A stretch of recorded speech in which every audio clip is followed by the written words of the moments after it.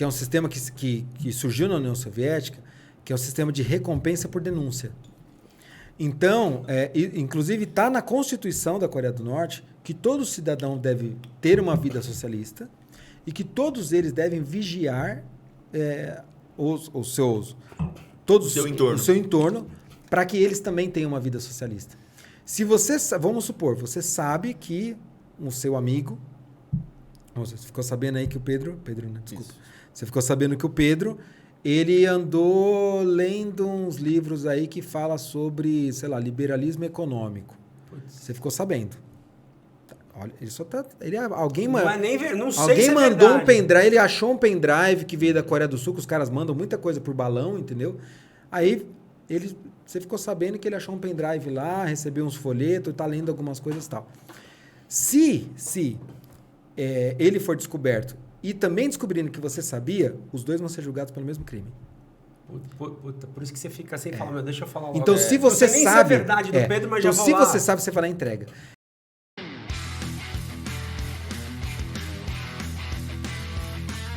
Fala, galera, mais um Overbooking começando, sejam bem-vindos. Mas antes, sempre tem que passar a palavra pro Pedroca aqui. E aí, Germano, tudo bem com você? E aí, Pedrão, beleza? De boa. E aí, galera, tudo bem com vocês? Recadinho padrão. Seguir o Overbooking Podcast em todas as redes sociais. Estamos no Instagram, estamos no TikTok, mas principalmente aqui no YouTube. Então você entra lá, se inscreve, ativa o sininho e compartilha, porque isso ajuda o YouTube a jogar para mais pessoas, a gente fica maior e traz convidados sempre muito interessantes, como o convidado de hoje, certo? De hoje, com certeza. Perfeito. Galera, convidado de hoje aqui é um cara que viaja o mundo para lugares inusitados, excêntricos.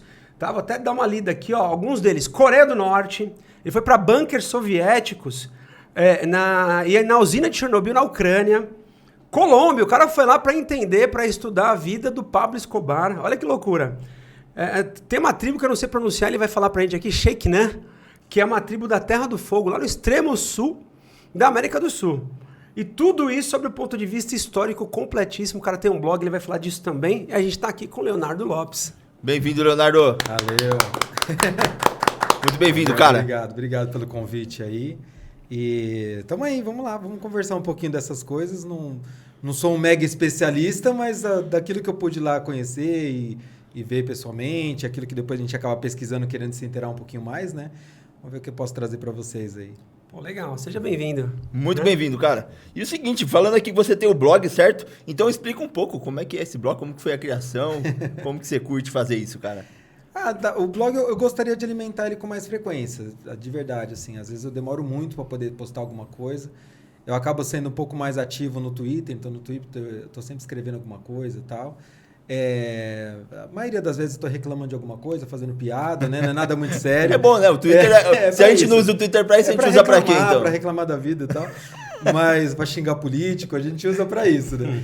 Mas de vez em quando eu faço umas threads, que é aquelas sequências de tweets pra você contar uma história. E o pessoal gosta disso. E às vezes essas threads viram posts no blog, às vezes algum post no blog vira uma thread e assim vai indo, né? Mas isso é mero passatempo, é só para se divertir e tal. E o lance, assim, eu gosto de viajar e como eu tenho um pezinho com a história, então eu também gosto de contar histórias dos lugares. São blogs de viagem, de gente que dando dicas de viagem, então você sabe, tem bastante. Sim. E eles são muito úteis, eu uso todos eles quando eu vou viajar para algum destino para a gente ter dicas, saber, né, e tudo mais.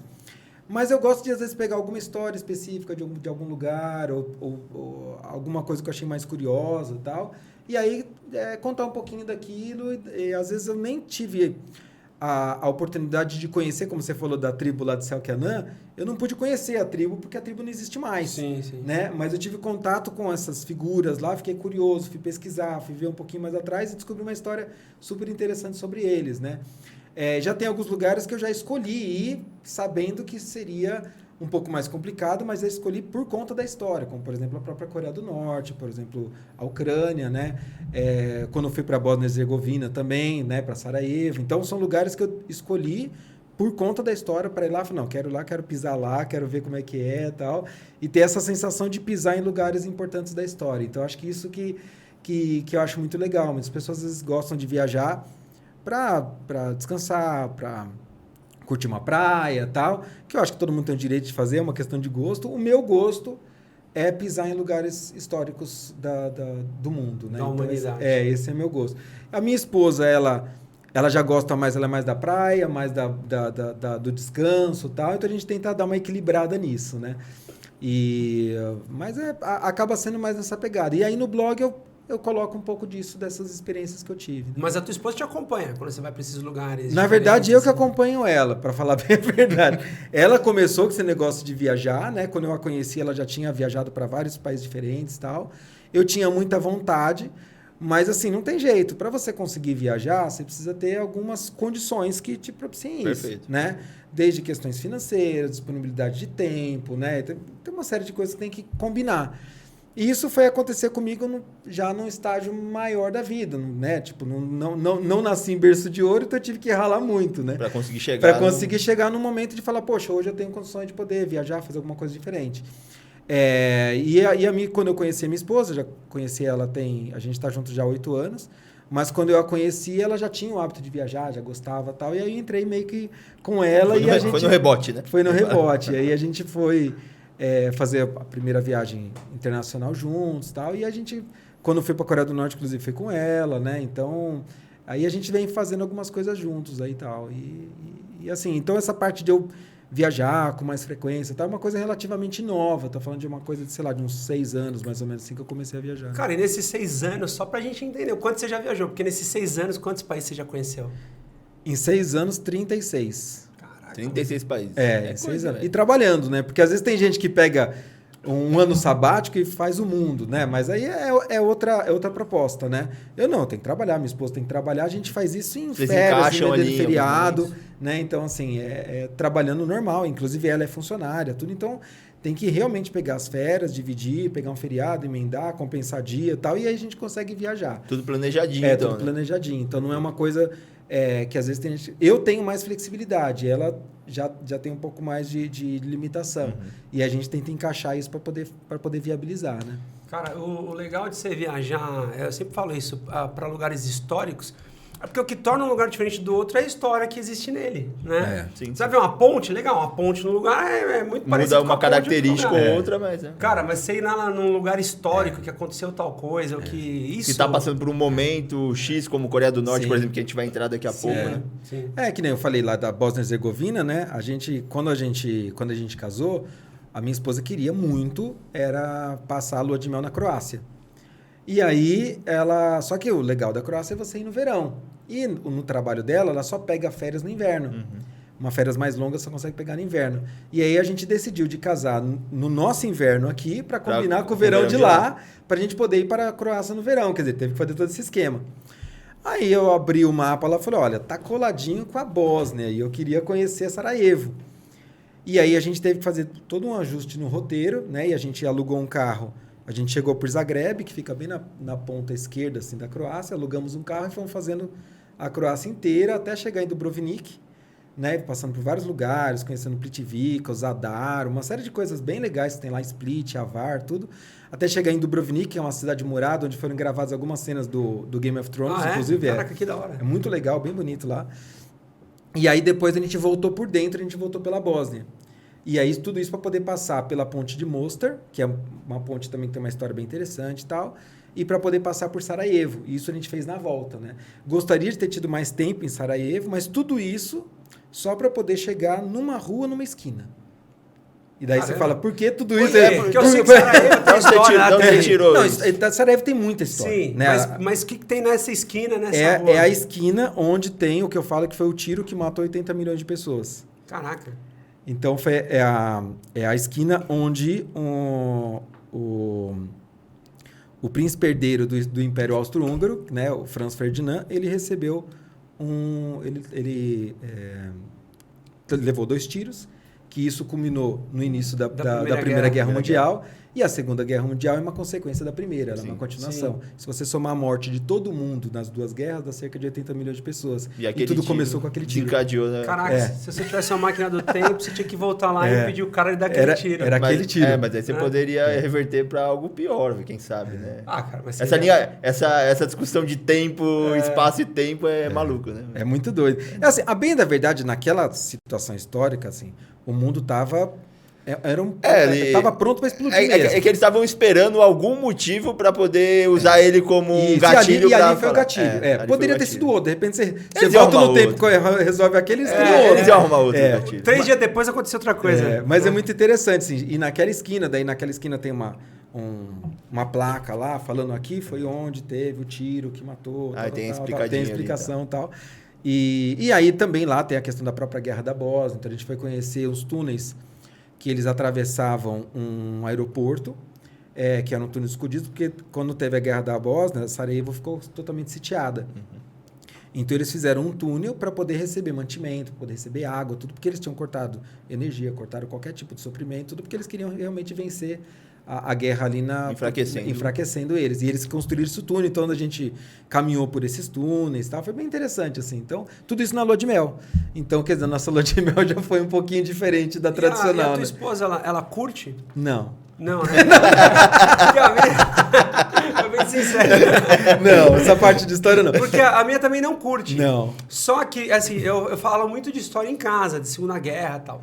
E aí ela caga para aquilo, né? Só que quando a gente foi para Alemanha, para outros lugares, que eu comecei a mostrar, puta, aqui aconteceu tal coisa, aqui aconteceu tal coisa. E eu vi que ela começou a curtir, ela falou, se tornou interessante a viagem para ela, com a história junto. Sim. Não, ela gosta, mas assim, é aquela informação que ela vai durar ali 30 segundos. Não é a preferência dela. Ela não vai guardar, ela vai achar curioso, legal. Ah, que interessante, tá, esqueceu. Não, tipo, a mesma e ela não vai com esse propósito também, entendeu? Ela vai com o propósito de ver coisas diferentes, ela gosta de coisas muito diferentes. Então, ela gosta muito de Ásia, por exemplo.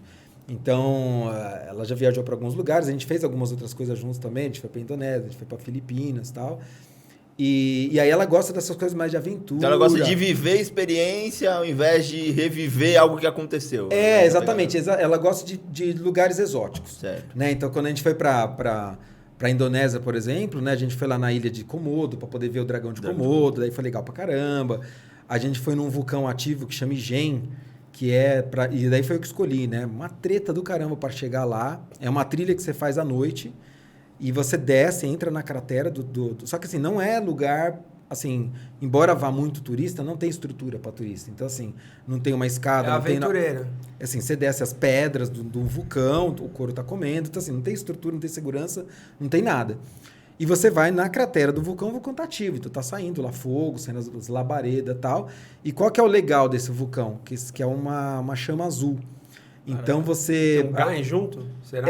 Porque exatamente, por causa do gás de enxofre. Igual o gás de cozinha, que sai aquela chama azul, é a mesma coisa. Então o que acontece? Lá ele sai esse fogo com esse gás, que daí saem umas labaredas que chegam a dar 10 metros de altura. Assim. Caramba.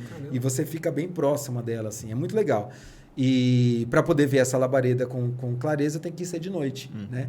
Então, assim, às vezes a gente faz uns roteiros assim diferentes para ver essas coisas diferentes, ter essas experiências diferentes, que é o que ela mais gosta, né? E eu também acho mal barato, adoro essa coisa de vulcão, tudo, né? E outras coisas mais. E ela curte muito belezas naturais, então quando a gente foi pro deserto do Atacama, a gente fez lá o Salar do Uyuni, que são belezas naturais assim incríveis, né? Inclusive uma dica que eu dou, já que é um podcast aí voltado, entre outras coisas, mas para viagem também, né? Uma dica que eu sempre dou, que o pessoal sempre pergunta, né, que dica que você dá de um lugar para viajar, né, que não seja tão caro, que tenha coisa legal. Eu sempre falo Chile. Né? Então, para quem gosta de destino de aventura, é Chile. Assim, você vai ter experiências incríveis porque lá. No Chile você tem neve, você tem montanha, tem o deserto. Tem modernidade, que a cidade é moderna, tem noite, tudo, né? Tem tudo lá. Eu tive o prazer de conhecer de ponta a ponta o Chile, né? Em viagens diferentes, né? Então eu fiz o deserto do Atacama, que para mim é um dos top 5 lugares do mundo, assim, que eu já visitei. Incrível, de beleza natural, assim, incrível. Também a parte central ali de Santiago, que é a capital, que você vai ter Vale Nevado, tudo, tem a parte mais de cidade, também é bem legal. E o sul, que é a Patagônia, que também é muito interessante, muito legal. Então, assim, é um lugar que você vai ver coisas interessantíssimas, é um voo curto, né? Se você parar para pensar, é um voo curto. Não é super caro, né? Falando de América do Sul, não é dos mais baratos, né? Você tem destinos mais baratos, Argentina, Uruguai, né? Peru, Bolívia, tudo mais barato do que do que Chile, mas vale muito a pena. Então, sempre que alguém pergunta, já dou essa dica. Dá aí. a dica aí já para vocês. Né? Tá anotado. Chile é incrível. É Agora, legal. aquele lugar que acho que... Será que as pessoas têm essa vontade de conhecer a Coreia do Norte? Cara, é que é tão fechado que acho que a galera não sabe nem o que esperar, né?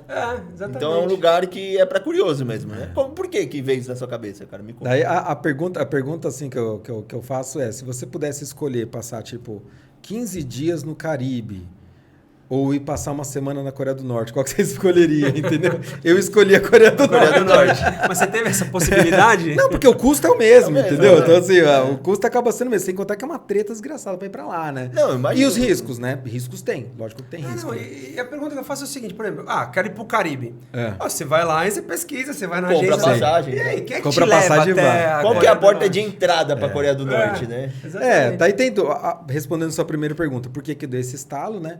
Para mim foi a questão mais histórica mesmo, com certeza. Entre as coisas que eu acho mais interessantes quando a gente fala de história, de modo geral, é o período da Guerra Fria. É uma área, é um período que eu acho muito interessante. E o maior laboratório que teve, na minha opinião, da Guerra Fria foi justamente a Península Coreana, né? Então você pega o mesmo povo, com a mesma cultura, com o mesmo idioma, na mesma posição geográfica, no mesmo tempo da história, nas mesmas condições, exatamente igual. Em determinado momento você cria uma divisão no paralelo 38 lá e fala, daqui para baixo é um regime político, daqui para cima é outro regime político. Exatamente o mesmo povo, tudo igual. Sim. Aí, por um tempo, um foi muito melhor. Né? Então, isso eu estou falando de 1948, que foi quando teve o fim da Segunda Guerra Mundial.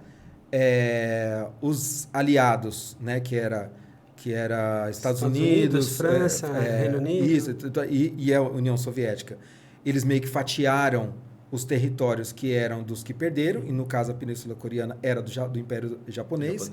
Então eles dividiram. O que acontece? Os Estados Unidos estavam lutando na região do Pacífico, então ele tinha bases na região sul da Coreia da Península Coreana.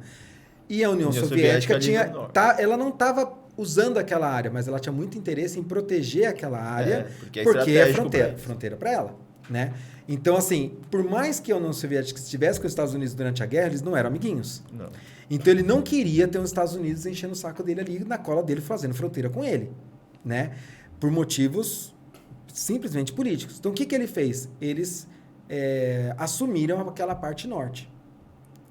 E aí, depois de muitos embates ali políticos, porque os Estados Unidos promoveu uma eleição no sul, Stalin promoveu uma eleição no norte, cada um elegeu um presidente, os dois falavam que era o presidente da península inteira, né? E aí começou a ter algumas discussões, algumas brigas em cima disso, aí chegaram ao ponto de falar, vamos definir o paralelo 38 como uma divisa do que até onde pode, até onde não pode.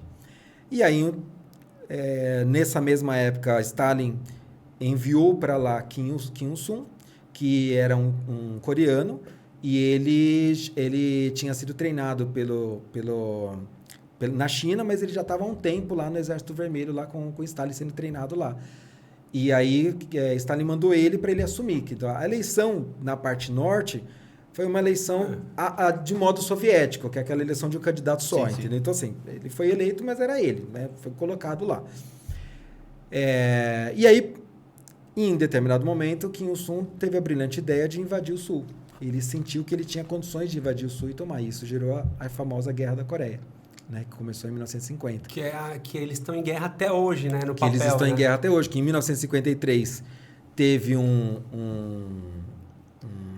sumiu agora a palavra, mas assim, teve uma pausa ali na guerra, né? Eles entraram num acordo ali para poder pausar, mas não teve o fim da guerra. Era um tratado. Né? Não teve armistício. Né? É um armistício, exatamente. Então, assim, a guerra, teoricamente, tanto é que existe a zona desmilitarizada, que é a divisa inteira, que é uma faixa de 200 km de extensão, com 4 km de largura, onde você tem totalmente fortificada pelo exército dos dois, um de frente com o outro. Quando você vai visitar a DMZ, que é essa zona desmilitarizada, e eu fui lá, você vai naquela divisa onde até teve o Trump atravessando e sendo recebido lá por Kim Jong-un, você também teve o presidente da Coreia do Sul também sendo recebido, tá? Naquela divisa lá tal, e ali os guardas ficam um de frente para o outro, né? E ali embora se chame de zona desmilitarizada, é a área mais militarizada do planeta, né? Do mundo. Né? E aí se criou essa tensão e cada um das Coreias, digamos assim, elas foram caminhando dentro de um regime político diferente. Quando teve a queda da União Soviética, os países que eram socialistas, comunistas, eles foram aos poucos ruindo, né? Então, todo o leste europeu, Iugoslávia, tal, foram caindo, né? Foram sucumbindo. Até os que a gente tem ainda hoje, como Vietnã, tal, ou Cuba, já não é mais a mesma coisa, já se abriu consideravelmente para o mercado e tal. E aí a grande para mim, né? E assim, analisando o contexto geopolítico, o único país que ainda preserva boa parte do que era o comunismo, o socialismo no seu auge, digamos assim, na época aí dos anos 40, por exemplo, né? Ainda é a Coreia do Norte. E eu falei, poxa, eu quero ter essa experiência de pisar nesses pedaços da história. Né? Eu posso não conseguir pisar em Moscou dos anos 20 e 30. Posso não conseguir pisar mas tem uma amostra grátis. Na Alemanha Oriental, entendeu? Cuba... Tá, até poderia ser uma experiência interessante. Ainda não fui porque eu não consegui casar uma época para poder ir. Cara, eu acho que não é muito interessante o que você falou, porque não é só você pisar, mas é porque hoje ela deve existir ainda, não só o regime, mas construções, condição das pessoas, arquitetura, deve ser tudo igual daquela época. Ainda. Fico imaginando, por exemplo, uma curiosidade tem os carros. Imagina que carro que tem lá, qual que então, como eles se locomovem. Não tem indústria, né? Então, eles até têm. Eles têm uma fábrica de carros, mas a maioria dos carros que tem lá não são necessariamente deles, são carros importados da China. A maioria dos que tem lá vem da China. Mas, assim, você falou, por exemplo, dessa questão da arquitetura e tal. A Coreia do Norte tem uma arquitetura muito peculiar, que chega a ser uma coisa até meio desenho animado, assim, sabe? Você fica naquele misto do tipo, achei bonito, mas achei brega, sabe? Você fica naquele misto, assim. Porque é uma coisa meio peculiar deles. Mas a parte da propaganda socialista, ela segue exatamente os mesmos modos que era na época de Stalin, por exemplo. Então, você anda nas ruas, você vê cartazes chamando para a revolução, murais e placas e monumentos. Aí você entra no metrô, é mais coisa chamando para revolução, todo mundo lá guerreando e tal. Você fala, gente, não tem uma revolução faz tempo, mas é que eles precisam manter essa coisa acesa, esse espírito revolucionário no povo, esse medo de ser atacado a qualquer momento, esse medo de ter a sua cultura e de ter a sua economia e de ter seus valores, digamos assim, atacados pelo imperialismo americano. Então, eles vivem nessa tensão o tempo todo, mas é uma tensão criada ali com interesse de manutenção mesmo do governo, né? O governo que está ali, que agora está no neto, né? Então teve Kim Il-sung, que foi o primeiro presidente, depois teve Kim Jong-il, que era filho dele, e agora tem o neto, que é o Kim Jong-un. Então, assim, eles têm interesse em manter, né? Você é dono de um país de 25 milhões de pessoas, você quer manter isso daí. E não só ele, né? Você tem uma burocracia absurda, né? Então, são milhares de pessoas ali. O gasto que tem toda aquela máquina para funcionar. Gastos, privilégios, né? Então, assim, os filhos das pessoas do alto escalão nem moram lá, entendeu? Moram na Suíça. Kim Jong-un mesmo teve toda essa educação na Suíça. Então, assim, eles fazem a vida deles lá mesmo, aos custos, né, do controle da população. Mas, por exemplo, a gente não ia entrar nisso agora, mas faz sentido a pergunta. Aos custos. Mas como é que eles sobrevivem do quê? Porque eles produzem o quê? Eles exportam alguma coisa? Qual a riqueza que é produzida no país? Então, ali eles têm, assim, acaba sendo bastante a parte de agricultura, embora a agricultura deles não seja das melhores, não está voltado para a parte de tecnologia, nem indústria, nem nada. Mas uma das coisas que eles exportam bastante é mão de obra. Né? Então, assim, um exemplo que eu costumo dar, você lembra quando a gente tinha aqui no Brasil mais médicos? Sim. Que eram os médicos cubanos que vinham para cá. E você deve se lembrar que do salário que eles recebiam, 80% ficava com o governo cubano. Exato. E 20% ficava para eles. É um financiamento indireto. Então, assim, a Cuba por exemplo, é o país que mais, digamos assim, se forma médicos no mundo. Por quê? Porque eles usam isso para trazer... produto deles. É o produto deles. A Coreia do Norte, ela exporta mão de obra, principalmente da construção de fábricas e tal. Então, tem fábricas, por exemplo, na Rússia, na própria divisa ali com Na China e tudo mais, que eles mandam mão de obra e pagam um valor pífio para eles, que é muito mais do que ele ganharia lá, mas a maioria disso daí vai para o governo e aliados do governo. Cara, se a mão de obra do chinês já é barata, Imagina o chinês subcontratando um norte-coreano. Agora eu te falar uma coisa, assim, a mão de obra do chinês, ela foi muito barata.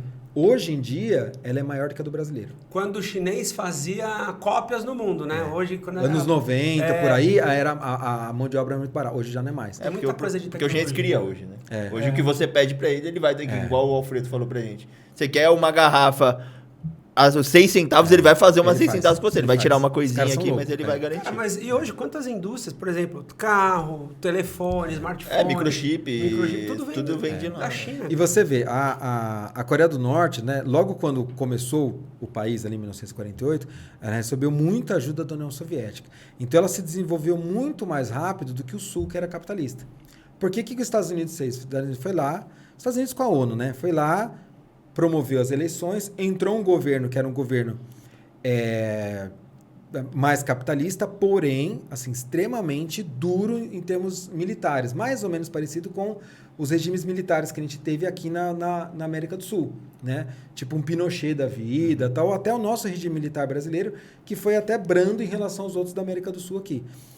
E lá a mesma coisa, então, eles foram muito duros para conter o avanço do socialismo que vinha de cima. E com isso também cometeram várias exceções, mataram um monte de gente, fizeram um monte de coisa errada, né? Mas os Estados Unidos abandonou. Não deu apoio. Não deu nenhum apoio de estratégico, de financeiro, nada.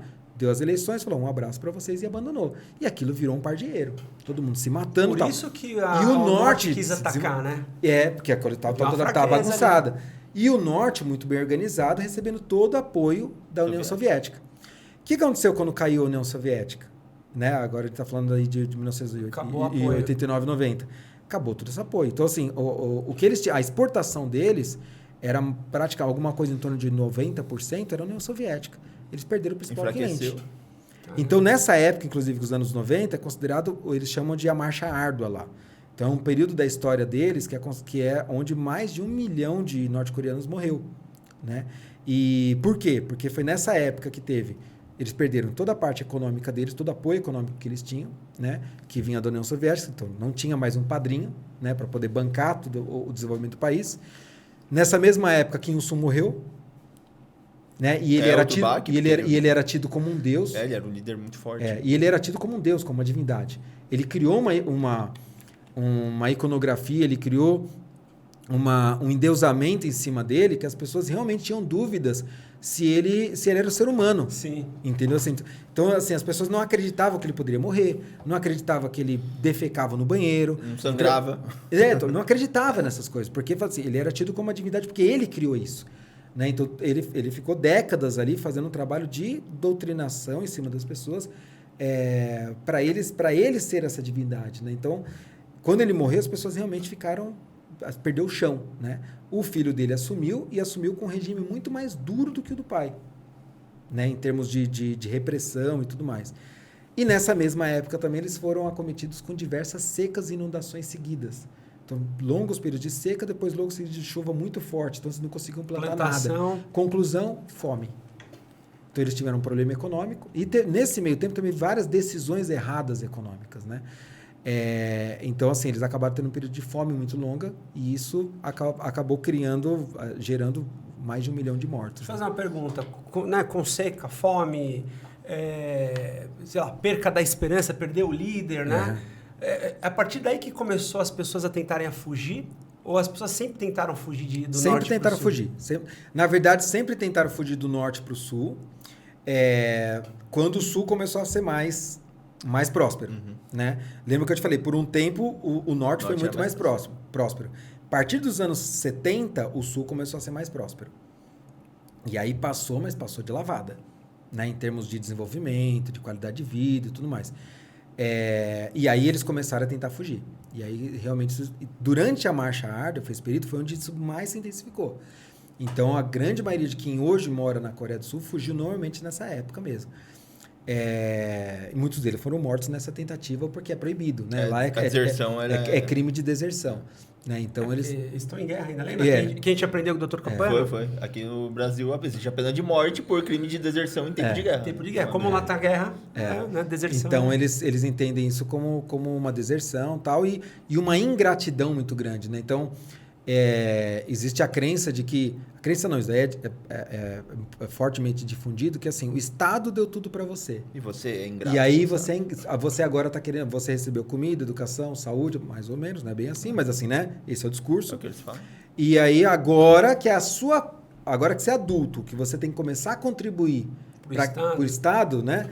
Agora você quer ir embora? Então isso é uma ingratidão. O Estado deixou você comer com o dinheiro que você produziu e você vem querer ir contra o Estado? Mas Veja só que malvado. Mas você sabe, olha que coisa doida. Quando a gente estava lá, a gente estava conversando com a guia, né?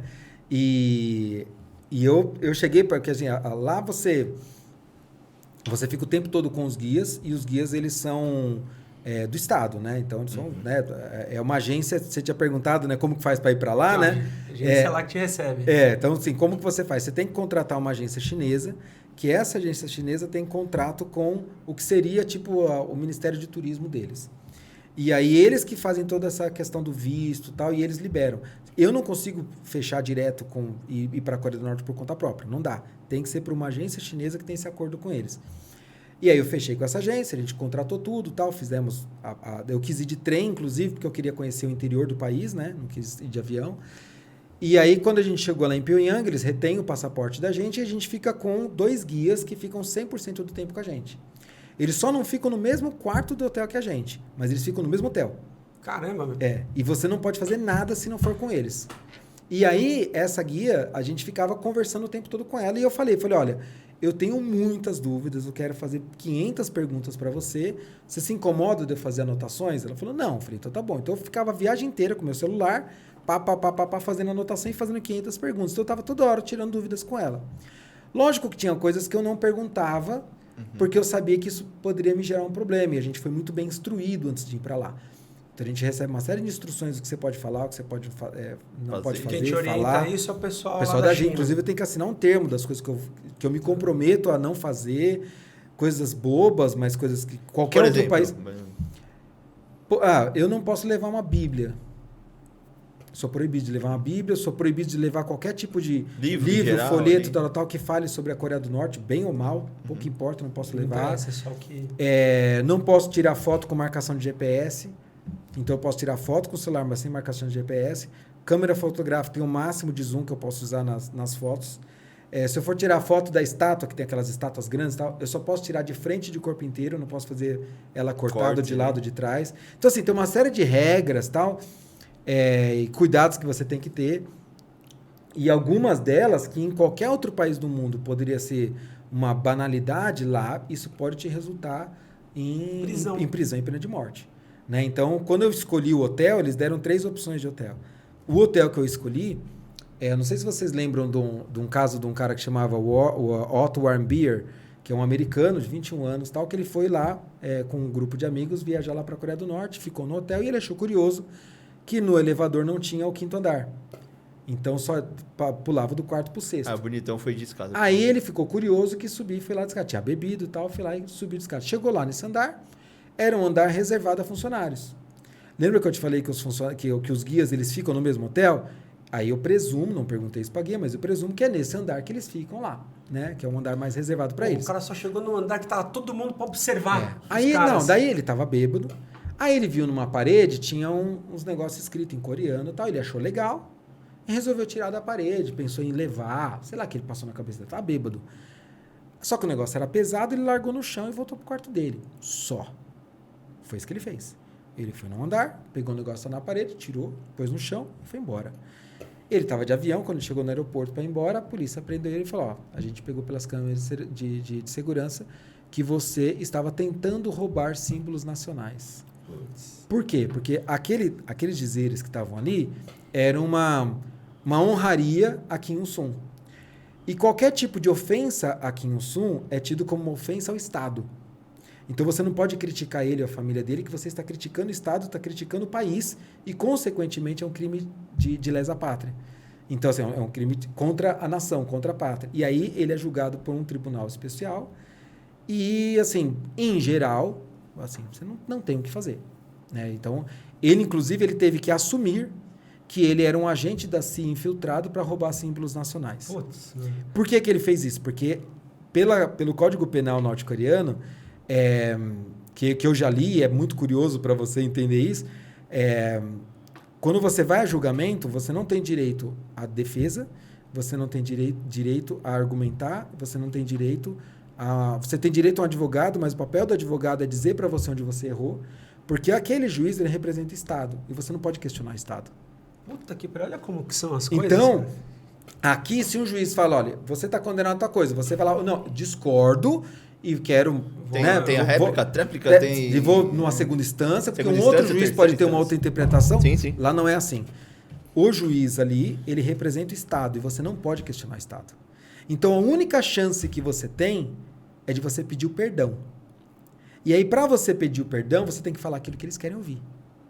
Então, ele falou, não, eu sou um agente infiltrado da CIA, vim aqui para roubar assim, uma puta numa lorota que ele contou ali, para ver se ele conseguiu o perdão. Não conseguiu.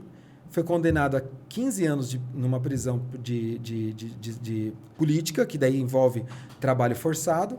Com 1 ano ele foi devolvido para a família em coma e mais 3 dias ele morreu. Morreu. Puta que velho. E aí eu falei, lembro dessa história. Daí Eu falei, qual que é o hotel que ele ficou, que eu quero ficar no mesmo hotel. E aí eu peguei... Eu quero pegar a mesma placa. Eu quero ir no 5º andar para ver o negócio. Só que antes eu vou só para ver o verificar. negocinho ali. Só. Daí eu escolhi e fiquei no mesmo hotel que ele. Obviamente eu não subi o 5º andar lá para poder por ver, favor, mas de né? fato o elevador não tinha o 5º andar nos botões. Caraca, mano. Doideira. Ô, mas você começa a ver ele, ouvir ele contando, você para pra pensar, cara, imagina isso na tua vida aqui, você não poder... Você chega na frente do juiz só pra ser sentenciado de culpado. Na verdade, assim, eu sou casado, cara. Em casa é normal, desse jeito. Tem muita diferença. Eu me senti da Coreia. Eu tenho um test drive Você foi desse. falando, eu fui fazendo a analogia, eu falei, pô... Eu já sei como é que é A isso Coreia aí, do né? Norte é um casamento. né? A única coisa é que você não tem pena de morte. Não sei, né? Depende do que você for Tenta, fazer. Tenta, né? Você tem prisão perpétua. E então, assim, daí você fica no hotel e os guias ficam com você o tempo todo e tal. E eu ficava fazendo 500 perguntas para ela, para poder entender o país e tirar essas dúvidas e tal. E ela, assim, super simpática, super legal. A gente conseguiu ter uma experiência muito boa, mas principalmente porque eu segui as regras. Né? Então, e inclusive ela falou isso para mim depois. Ela falou, olha, eu te dei liberdade de você tirar foto do que você queria, sei lá, andar um pouco mais na frente deles, assim, mais à vontade e tal. Ela falou, porque eu vi que você respeita o meu país e respeita a minha... Eu não concordo com nada, não concordo. Sim. Mas eu respeito. Né? Até Claro. por uma questão de segurança E pessoal. outra, você que se propôs ela visitar, ninguém te convidou, cara. A partir do momento que você visita um país... Você tem que seguir a regra dos Tem que caras. seguir. Então, assim, eu fui lá, reverenciei a estátua deles. Quando fui no Por isso que mausoléu... você tem que voltar de ré, não é isso? Você não pode virar as costas Então, pra estátua? mas isso é tradição, É meio mito. tradição oriental, entendeu? Então não é necessariamente deles, porque às vezes as pessoas também confundem algumas coisas que a gente chama de orientalismo, e aí confunde um pouquinho, porque como eles são tidos de uma certa maneira, como uma certa divindade, o país é um país ateu, ele segue a ideologia Juche. A ideologia Juche foi criada por Kim Il-sung. Então ele criou uma ideologia onde ele é o centro do culto, digamos assim. Mas ele não se coloca como uma divindade como a gente conhece, mas ele se coloca como uma pessoa onde todo mundo vai reverenciar pelas coisas boas que ele fez. E no final das contas acaba sendo uma divindade mesmo. Sim. Né? Então, se você for, por exemplo, num templo budista, ou em algum outro lugar, né, que tem uma orientação oriental, até aqui mesmo, se você for num culto no Seichonoye, na igreja messiânica, né, que está aqui no Brasil, você vai se curvar, né, e você vai sair de frente e depois você vira. Né? Mas isso é um sinal de respeito dos orientais, não necessariamente uma coisa da Coreia do Norte, entendeu? Não é. Quando você falou da divindade, né? Cara, porque tem umas histórias meio malucas, não sei se é mito, que assim... Pô, o cara ganhou sozinho, quando ele era criança, ele ganhou de um exército. Eles contam umas histórias meio malucas, assim, né? Tem. Que o cara acabou com o frio num momento de ruim do país. Você sabe que a história oficial do nascimento de Kim Jong-il diz que quando ele nasceu, surgiu uma estrela no céu. e que essa estrela no céu mostrou o caminho para o Monte Paicto, que é um lugar místico deles lá, que é um lugar assim que eles consideram meio sagrado, aquele monte e tal, que é um monte bonito e tal, e que deu a direção para lá, de que ele ia nascer, teve essa indicação de que ele ia nascer naquele monte, e quando ele nasceu, surgiu um duplo arco-íris nos céus, e uma estrela, tem toda uma história, tal, viajada, assim. Entendeu? Uma coisa meio misturada com de Jesus, entendeu? Porque o negócio da estrela anunciando, tá? É a história de Jesus. Então, e ele não nasceu nesse Monte Paicto, ele nasceu, inclusive, ele nasceu na Rússia, né? Mas a história oficial não conta, né? Porque quando ele nasceu, o pai dele estava exilado na União Soviética, né? Então, mas eles contam essa história como se ele estivesse lá, porque é uma história mística. Mas uma coisa curiosa, quando eu estava lá, eu fui visitar um templo e na entrada tinha como se fosse uma fonte assim, e ela tinha 13 seções assim, né? Uma fonte que dá mais ou menos do chão até o teto aqui. E ela tinha 13 seções, fazendo como se fosse um cone assim. Em cada uma dessas seções, ela era um octágono, tinha 8 lados, e em cada um desses daí tinha um sino pendurado. A hora que a gente chegou assim, a guia falou assim, você consegue dizer quantos sinos tem aqui? Eu olhei e falei, bom, tem 13 seções, tem 8 de cada um, é 13 vezes 8. Eu falei, opa, acho que tem uma pegadinha aqui, né? Daí eu falei, não tenho a menor ideia, não consigo, não sei. Deu uma de louco, né? Daí ela falou, pois é, Kim Jong-un, ele conseguiu responder isso daqui em poucos segundos. Então, assim, uma coisa impressionante, né? Você errou de propósito. De propósito. Porque eu falei, opa, até essa pergunta tem alguma coisa. Depois eu vou fazer assim, Pedro. Igual a Nazarela. Aí tem um outro lugar que a gente foi também, que chama o Palácio Nacional da Amizade, que é um lugar incrível, muito bonito, onde eles guardam todos os presentes diplomáticos que eles recebem. Você sabe que todo presidente em exercício recebe um monte de presente diplomático. Sim. É uma coisa normal. Um lugar só para guardar isso. É uma coisa normal, mas eles criaram um palácio para isso, porque eles querem, digamos assim, vender a ideia, que internamente principalmente, que ele é muito querido, que o mundo inteiro envia presentes para ele. Isso é uma praxe diplomática, mas lá eles usam isso como propaganda. E eu estou falando isso por quê? Porque também tem um outro lugar lá, que é onde tem esse mausoléu, que tudo que eles fazem é muito suntuoso, tudo muito bonito, tudo muito voltado para propaganda. E tem esse palácio onde estão os corpos deles, tem alguns salões onde tem os prêmios honoris causa deles. E assim, o prêmio honoris causa também é uma coisa que se dá sem, vamos falar a verdade, sem muito critério. O Lula tem 33 prêmios honoris causa, entendeu? Então assim, não dá pra gente dizer que ele é doutor em 33 assuntos diferentes, entendeu? Calma, né? Não dá. É uma coisa muito mais diplomática, simbólica e tal. Pra gente, pra eles não. Eles entendem que existe um reconhecimento mundial de que Kim Il-sung e Kim Jong-il, eles são doutores em todos aqueles. Então, ele tem lá doutorado em economia, doutorado em, sei lá, saúde pública, sei lá o que tem lá. Cara, então, eles acreditam que existe um reconhecimento mundial daquilo. E né? Esses prêmios que eles ganham honoris causa deve ser só de nações amigas ali, né? Não, a grande maioria, China, é a União Soviética, Cuba e Venezuela, a grande maioria. Então. E Iugoslávia também, na época da Iugoslávia. Essa seção dos presentes, então, que eu te falei, eles têm mais de 350 mil presentes lá no palácio. Que vai desde umas esculturas de marfim lindas, ou coisas de ouro e tal, até fita cassete. Caraca. E tudo isso você pode visitar numa boa. Você vai lá e você vê tudo exposto. Os caras têm interesse em fazer você visitar. Tanto que quando eu fui lá, eles me levaram para a seção onde tinham os presentes vindos do Brasil.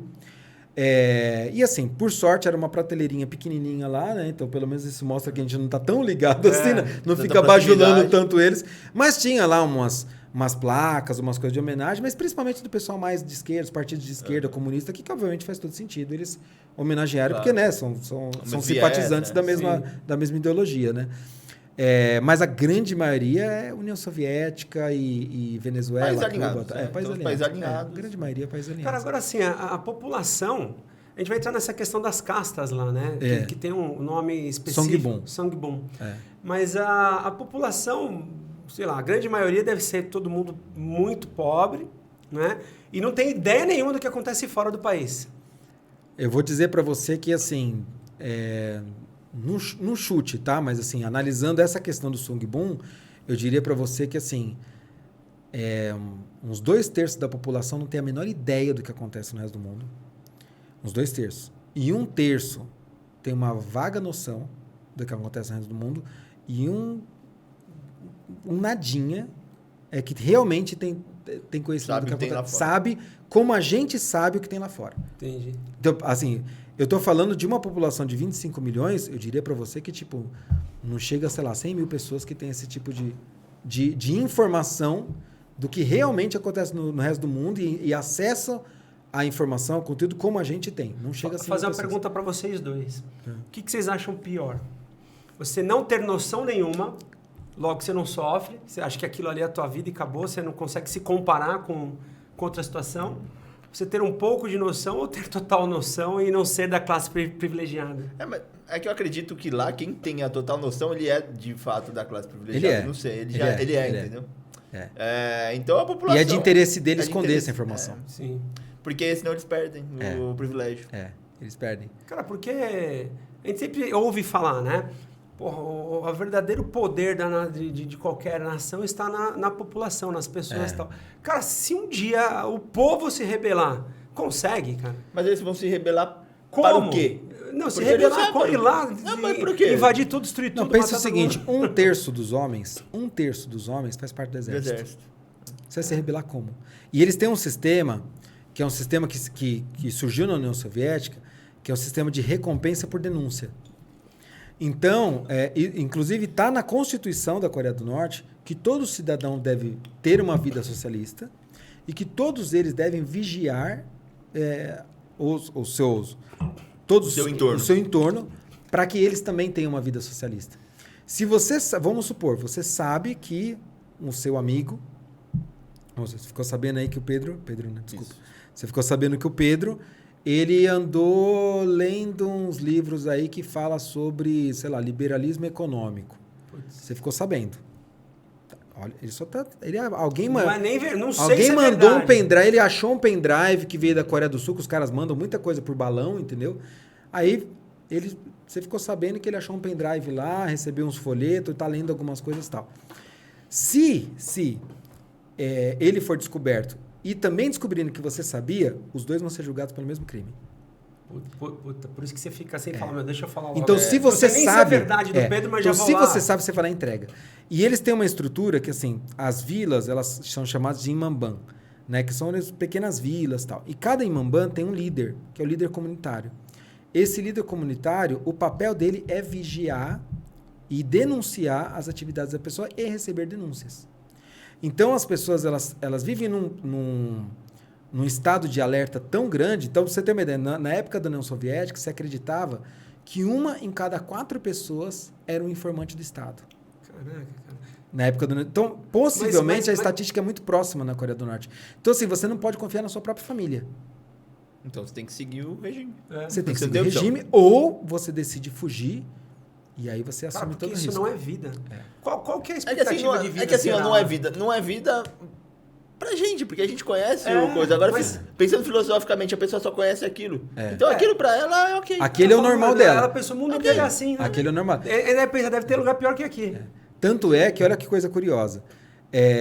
Toda vez que o norte-coreano ele consegue fugir e chega na Coreia do Sul, ele vai precisar, é compulsório, ele tem que passar por um processo de investigação e ele tem que ficar durante 3 meses fazendo uma escola preparatória que chama Hanawan, que é uma escola para preparar ele para viver numa sociedade livre. Não está acostumado. Porque ele não sabe viver numa sociedade livre. Então, ensinar para ele o que é ele trabalhar para ganhar o dinheiro dele, se organizar com o dinheiro dele para poder ter condições de pagar um aluguel, de estudar, de ter saúde. Ou seja, ele vai ter que administrar essas coisas. Ele saber como usar um cartão, um celular, ele saber como usar... uma conta bancária. Tomar decisões para a vida dele, porque lá o Estado decide para você. O Estado decide o que você vai trabalhar. O que você vai comer. Carreira, decide tudo. O que você vai estudar, se você pode ou não estudar. Cara, mas na boa, quando o cara vai para a Coreia do Sul, dependendo da idade dele, ele fala, se você... Pessoas mais velhas da nossa família não conseguem mexer no WhatsApp. Você imagina um cara chegar num país como a América do Sul, a Coreia do Sul, que é extremamente tecnológico, o cara deve se sentir muito perdido. Então, e aí que entra onde que eu ia chegar. Que assim, praticamente 1/3, né? Na verdade um pouquinho mais de 1/3 dos norte-coreanos que vão para o sul, eles querem voltar. Porque eles sentem Porque não conseguem se adaptar.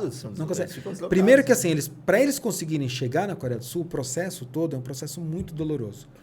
Então, assim, que envolve muitas vezes, tipo, diversos abusos que sofrem, às vezes pessoas da família que acabam morrendo no processo para conseguir fugir, os familiares que ficaram, eles são penalizados porque você fugiu, então você fica com essa culpa, às vezes envolve prostituição, assim, eles têm que se submeter a coisas assim extremamente difíceis, degradantes, para conseguir ter essa liberdade.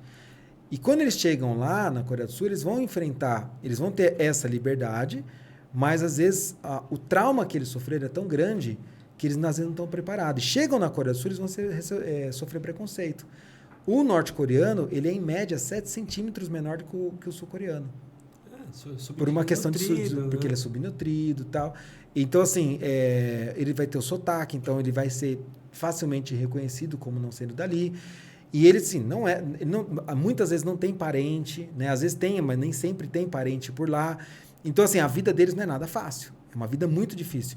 E aí ele começa a lembrar, lá tinha esse controle, mas eu tinha onde morar, mal e mal tinha que comer. Então, assim, ele vai se remeter a isso, entendeu? Quando ele descobre que tem que trabalhar para... Ah, não, tô brincando, é zoeira. Não, e o norte-coreano, ele trabalha bastante, né? Não, ele trabalha bastante. Só zoeira. Ele trabalha bastante, só que ele não recebe o fruto do trabalho dele, né? Exatamente. A gente estava falando, ele nunca vai conseguir ele vai enriquecer por causa do trabalho. Aquilo e ok. Então, a gente estava falando numa parte anterior aí, e eu estava conversando lá com a guia, e aí, em um determinado momento, ela falou ela estava perguntando como que era aqui no Brasil, tal, essa parte, tudo, e a gente falou, olha, lá a gente tem que trabalhar, e assim, saúde até tem, mas é ruim, a gente tem que pagar. Só que o nosso ruim é muito melhor do que o que eles têm, mas nem se compara. O nosso ruim aqui, o nosso SUS aqui, mas nem se compara com o que eles têm lá. Não chega nem perto. Mas pra gente é ruim, a nossa régua, né? E a gente fala, a gente tem que pagar a saúde. Se eu quiser uma casa, eu tenho que comprar uma casa. Se eu quiser eu vou ter que pagar, né? Então, e aí eu falei, a gente ainda paga uns 30%, 40% do nosso salário vai para imposto. Aí ela falou, por que você não veio morar aqui? Porque aqui a gente não paga imposto, não paga nada de imposto, e eu tenho casa de graça, saúde de graça, educação de graça. E aí, a minha vontade foi falar, não é que você não paga imposto, é que eles tomam 100% do seu salário. O seu imposto é 100%. O imposto é 100%. Então, assim, o salário de um norte-coreano vai ser $20, $30, um norte-coreano simples, entendeu? No mês, né? No mês. Então, assim, o esforço, o trabalho dele, vale isso? Não. Quem ficou com esse dinheiro? A tal da mais-valia. Quem ficou com a mais-valia? O Estado. O Estado que ficou com a mais-valia dele aí, né? Mas eles, obviamente que isso não é apresentado dessa forma. É feito um trabalho de culpa em cima deles, né? Então, lembra que eu falei que você fica devendo pro Estado. Então, tipo, não é que você trabalhou e se você tem... te entregando mais do que você merece. E assim, se você tem onde morar, se você tem o que comer... Graças ao Estado. É porque você trabalhou. Não, é porque o Estado te deu, tá? E o meu trabalho?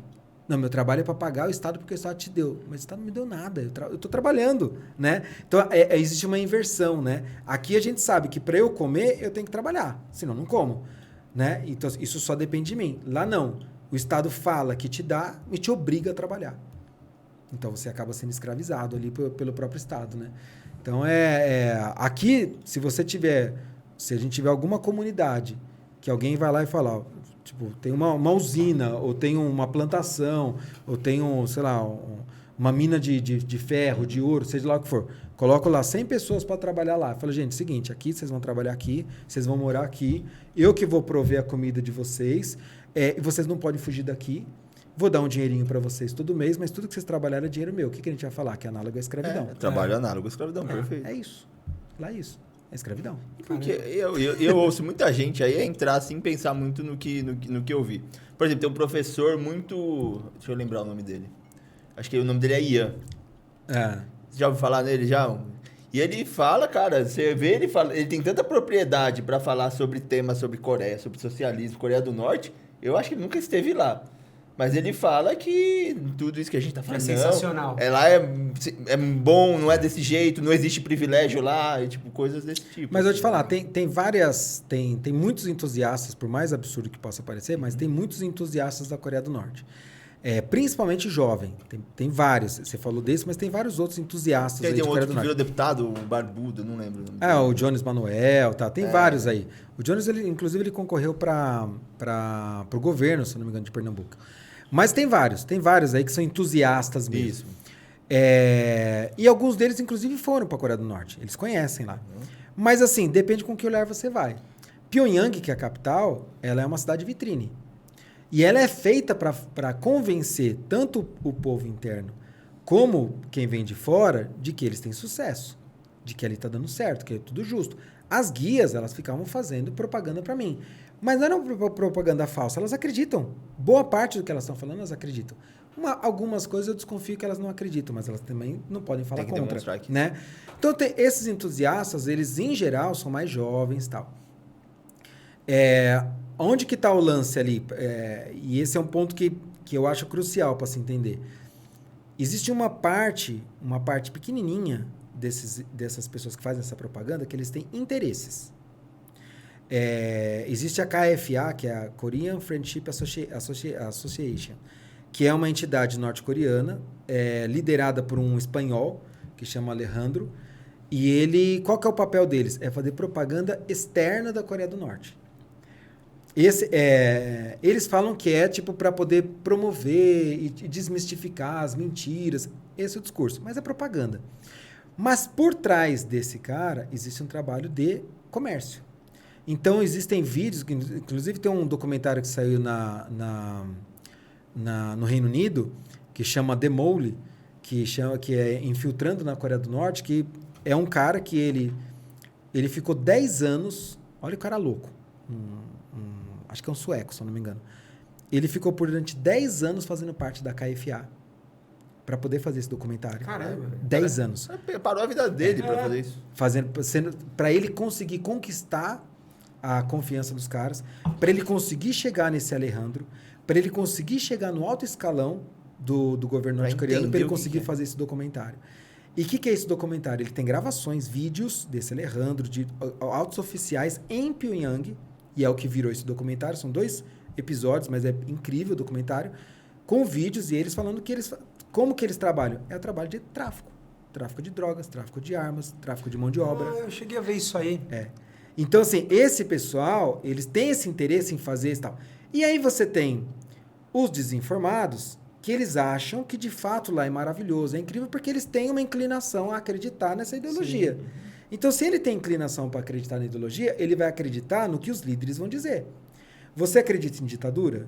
Eu não acredito em ditadura. Eu também não. Se você questiona o ditador da época do regime militar aqui no Brasil, por que você não vai questionar um outro ditador só porque ele é de outra ideologia? Ditadura é ditadura, eles têm interesse em controle. Né? Então, se você quiser...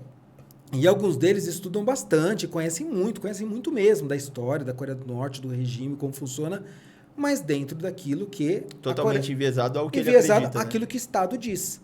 O que o Estado diz é a verdade?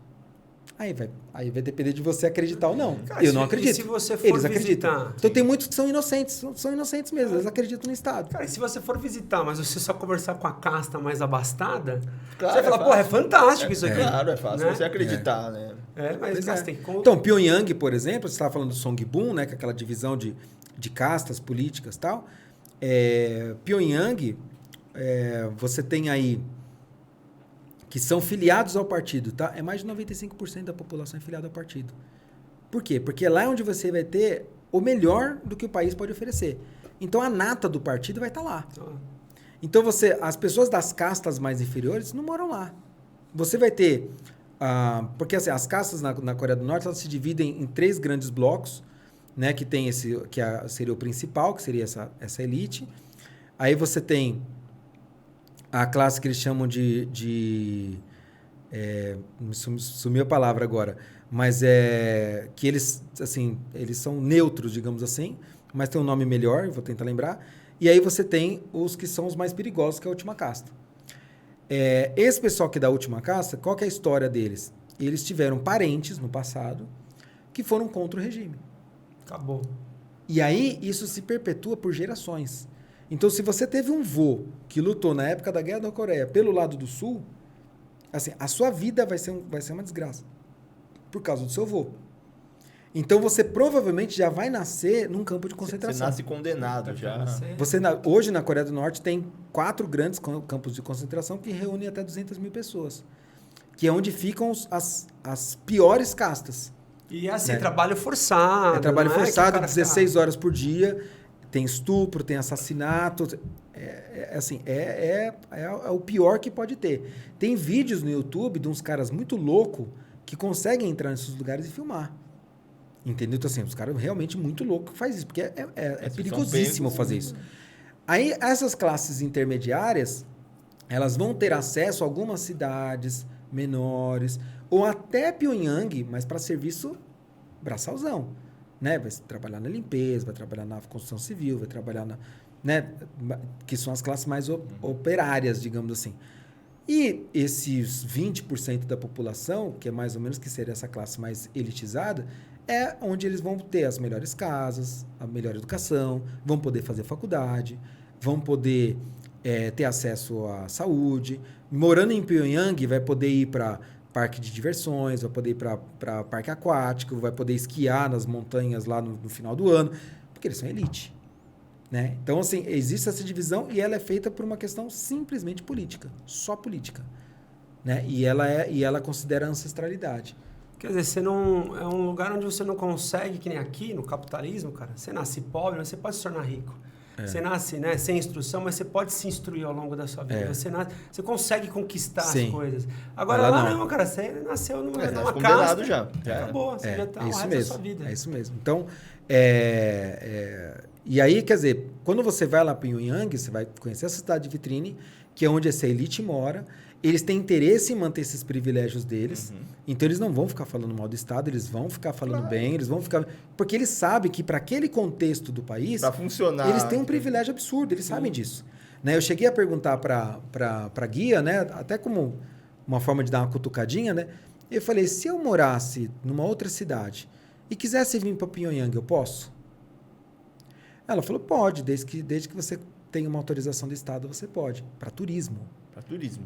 Então é a mesma coisa, você fala assim, você mora aqui, você fala... Quero ir pra eu quero visitar o Pedro. Eu quero ir para, sei lá, quero ir para Campinas. Eu quero ir para Curitiba. Pode, mas você tem que entrar com uma requisição para o Estado vai liberar para você. Ele vai dizer, seu para turismo. Provavelmente ele vai falar o que você vai fazer lá. Aí eu perguntei para ela, mas as pessoas... Eu falei assim, mas... Ela falou, mas aí vai ter a complicação, porque assim... os hotéis elas são basicamente para turista estrangeiro, não para turismo interno. Então, a pessoa não tem... Tá, ela foi lá para Campinas, ela vai se hospedar onde? Não tem onde ficar. Não tem onde ficar. Vai ficar na casa de um amigo? Ela tem amigo lá? Entendeu? Tipo, a locomoção, o transporte... Você não vai numa rodoviária e cata um ônibus. Você não tem como ter amigo em outra cidade? Você não pega assim. Tem que ser um transporte do Estado. Você não tem um carro. Para você ter um carro, o Estado tem que te dar esse carro. Você não pode você comprar. Porra, velho. Então, assim, você fala, tá, decidi, você vai fazer o quê? Botar uma mala nas costas, fazer um mochilão e fazer a pé?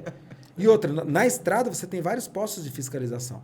Então, assim, a coisa é muito controlada. Então, o cara, ele nasceu numa cidade, daí a guia falou, que aqui as pessoas são muito caseiras, elas não gostam muito de viajar. Porque não tem opção. Só que, meia hora depois, ela tava falando pra mim do noivo dela que foi viajar pra esquiar nas montanhas. Mas por quê? Então, porque ele é da casa. Porque ele é da casa. Entendeu? Então, assim, não é que as pessoas não gostam de viajar. É que elas não podem. Né? E eu falei, tá, e se eu quiser morar em Pyongyang? Não. Eu posso? Falei, eu nasci numa outra cidade, quero morar em Pyongyang. Ela falou, não, o problema vai ser a casa, porque como a casa é dada pelo Estado, você não vai ter onde morar. Então, para você morar em Pyongyang, você vai ter que, digamos, você pode até solicitar, mas vai ser muito difícil, porque eles costumam manter as pessoas, cada um nas suas cidades mesmo. Ou seja, não vai. Não tem opção. Não tem opção. As casas lá, por exemplo, em Pyongyang, são padronizadas ou não? Você percebeu? Você tem que praticamente é tudo muito padronizado mesmo. É tudo meio Coab, assim. A grande maioria é tudo meio Coab.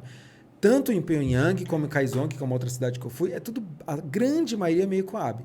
Mas você tem alguns bairros de elite. Né? Então você tem alguns bairros, por exemplo, que lá eles falam que é o bairro dos professores e dos artistas, que é onde tem os melhores apartamentos, umas coisas mais bonitas, mais suntuosas e tal.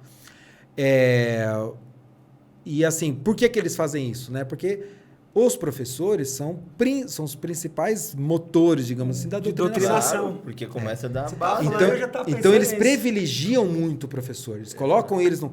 E assim, lógico que a gente tem que reconhecer o professor Claro, pelo trabalho justo. que ele faz no sentido da educação, Sim. mas lá não é bem isso.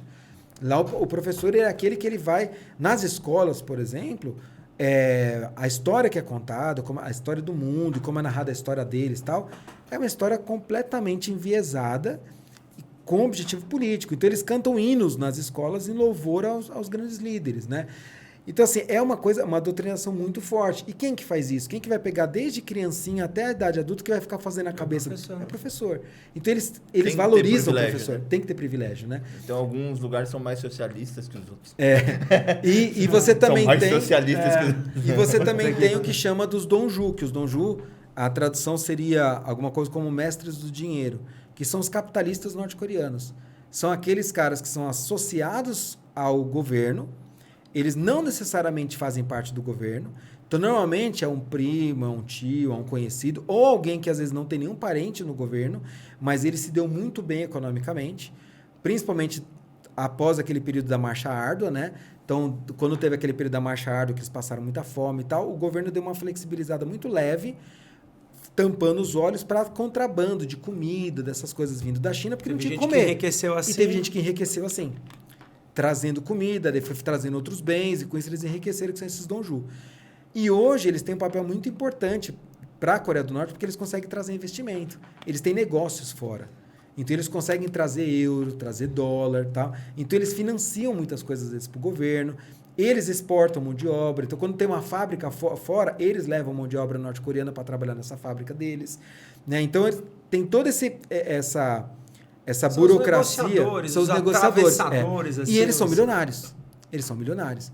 Então, eles têm boas casas, eles têm carros de luxo, eles são pessoas assim que estão num nível social muito alto ali dentro da Coreia do Norte. Eles também moram em Pyongyang e tem mansões mesmo, casas grandes e tudo mais, né? Como é que socialismo é esse? Que as pessoas não têm as mesmas coisas? Então não é tudo igual? Deveria tudo Não, ser eu igual. Tá meio estranho isso, agora eu né? fiquei confuso agora. Agora, uma pergunta interessante que eu vi no blog dele, cara, foi a respeito de comer cachorro. Eu perguntei pra guia. Eu tenho um cachorrinho que é um Shih Tzu, né? Que é aqueles bem pequenininho, né? E aí eu perguntei pra ela, né, quando tava indo embora, assim, né? Já tava pra embarcar no trem pra ir embora. Aí eu falei, putz, eu preciso te perguntar. Eu falei, é verdade que vocês comem cachorro? Daí ela falou, é verdade, a gente adora, faz sopa de cachorro. Daí eu falei, não, eu tô perguntando cachorro. Ele tava falando inglês, mas assim... Eu falei, não, e como tem um pouquinho de sotaque, eu falei, cachorro. Daí ela, não, cachorro, dog. Eu falei, dog. Daí outra falou, perro, né, que é de espanhol e tal. Daí eu falei, a gente gosta, né, no inverno é uma sopa boa, tal. Daí eu mostrei a foto do meu cachorro. Ela né? fez... Daí eu falei assim, você comeria o meu cachorro? Mas já na brincadeira. Eu mostrei, falei, você comeria o meu cachorro? Eu falei, não, esse daí tem pouca carne, eu gosto mais de um golden, desses daí. Caraca, velho. Que doideira, velho. Doideira. E não falando na zoeira, é verdade É mesmo. verdade. Eles têm criadouros de cachorro, tudo e tal, e então, faz parte da tradição deles. Mas imagina você chegar pro indiano e falar, a gente come vaca. Né? O cara fala, você é louco? Tá maluco? Tá maluco? É que eu sempre me pergunto, né? A gente falou com o Alfredinho aqui aquele dia sobre o pessoal da China e acredito que na Coreia do Norte também. Pô, passou muita fome. Eu acho que é por isso que eles começaram a comer de tudo. Ou não, já era algo que eles sempre comeram cachorro. Eu assim, pelo que eu já ouvi também, tem muito a ver com essa questão da fome mesmo. Embora a dieta dos orientais, ela é muito baseada no vegetal mesmo, né? Vegetal e peixes, em geral. Então, assim, a parte de proteína deles sempre foi mais fraca. E se é queira ou não, insetos, por exemplo, né, como acontece muito na China, inseto é muito rico em proteína. Né? Então, se queira ou não, foi uma forma que eles encontraram, não tendo criadouros, não tendo grandes animais, tudo mais, porque assim, a gente acabou tendo esses criadores de vaca, tudo, boi, tudo, você consegue ter muita carne. Lá, você vai ter um pouco com frango, um pouco com porco, mas não é na quantidade que a gente tem, a população é muito grande. Tudo, então, onde eles acabam encontrando um pouco de proteína são nos insetos mesmo. Então, na China mesmo, eu comi um escorpiãozinho lá daqueles de palitinho, sabe? Que vende. Tem uma rua lá que fica vendendo essas coisas meio nojentas. Tem algum gosto diferente? É só você mastigar? Eu comi só o suficiente para tirar uma foto e falar que comi, porque não comi só inteiro, pra não. Instagram, só. Não, pois é, não comi ele inteiro, né? Foi só para dar uma provada. Eu acho que tem a ver, sim, com a questão de fome, mas eu também acho que tem a ver com essa questão de alguma alguma forma de você ter proteína, né? E lá eles comem tudo, você vê, tem aqueles mercados lá, quando teve esse negócio do Covid, se falou verdade, muito desses mercados que eles comem tudo. Então come Tem morcego, carne de gambá, qualquer coisa, tatu, o que eles encontrarem eles comem, né? Saiu no sol, Como fez o tatu sombra. É. Tem que tomar cuidado com as perguntas do Pedro. Não, saiu no sol, fez sombra, tá É comendo. isso aí, né? tá comendo. Ele já fez sombra, já? Aqui tomar cuidado depois da cosquinha, cara. Ô, Leonardo, cara, Coreia, interessantíssimo, né? Nossa, bem legal. E a Ucrânia, cara? Porque a gente ainda vai estar falando... Você visitou a Ucrânia, Sim. também sobre o aspecto histórico, né? Segunda Guerra, antes disso também, né? Sim. E... Vamos entrar na Ucrânia agora. Vou entrar na Ucrânia. É, aqui, ó. Por que você decidiu ir Tá. pra lá e o que você visitou lá? Ucrânia já foi um pouco diferente. Lógico que tem a parte histórica, foi um ano, mais ou menos um ano antes de desencadear a guerra lá, né? Como que era? Não sei se vocês vão lembrar, mas a gente estava no meio da pandemia, em novembro de 19, novembro de 20? De 20. Novembro de 20, se eu não me engano, que tinha caído muito o número de mortos, todo mundo começou a ficar bem empolgado, falou, otimista ali e putz, tal. né, tá legal e tal. E eu falei pra minha esposa, acho que tá legal, acho que dá pra gente voltar a viajar, né, e tal. E aí a gente foi dar uma olhada no mapa, que países que estavam abertos para receber turista. Por mais que tinha dado uma caída, a grande maioria dos países estavam fechados. E a gente viu que tinha, que estava aberto, que aceitava brasileiro, que tinha Turquia, tinha Ucrânia e tinha Costa Rica. A gente aproveitou para viajar para os 3 no final do ano. Caramba. A gente fez os 3 no final do ano.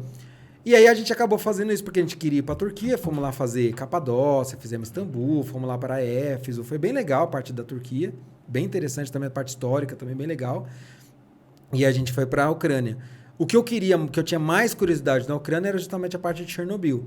Então a gente foi lá para conhecer Chernobyl, tudo mais. A gente também fez um passeio, um tour bem inusitado em Kiev, na capital, que era um tour para você conhecer os bunkers soviéticos. E o que são esses bunkers soviéticos? Né? Na época que a Ucrânia fazia parte da União Soviética, era uma das principais cidades da União Soviética, né? Possivelmente depois de Moscou, ela era a segunda mais importante. E aí era assim, os soviéticos, assim como os americanos, estavam naquela questão da Guerra Fria, com muito medo de ter uma guerra nuclear, né? Então, de um lado, a Rússia com 1.700 bombas, do outro lado dos Estados Unidos com não sei quantas bombas, que dá para destruir o planeta não sei quantas vezes.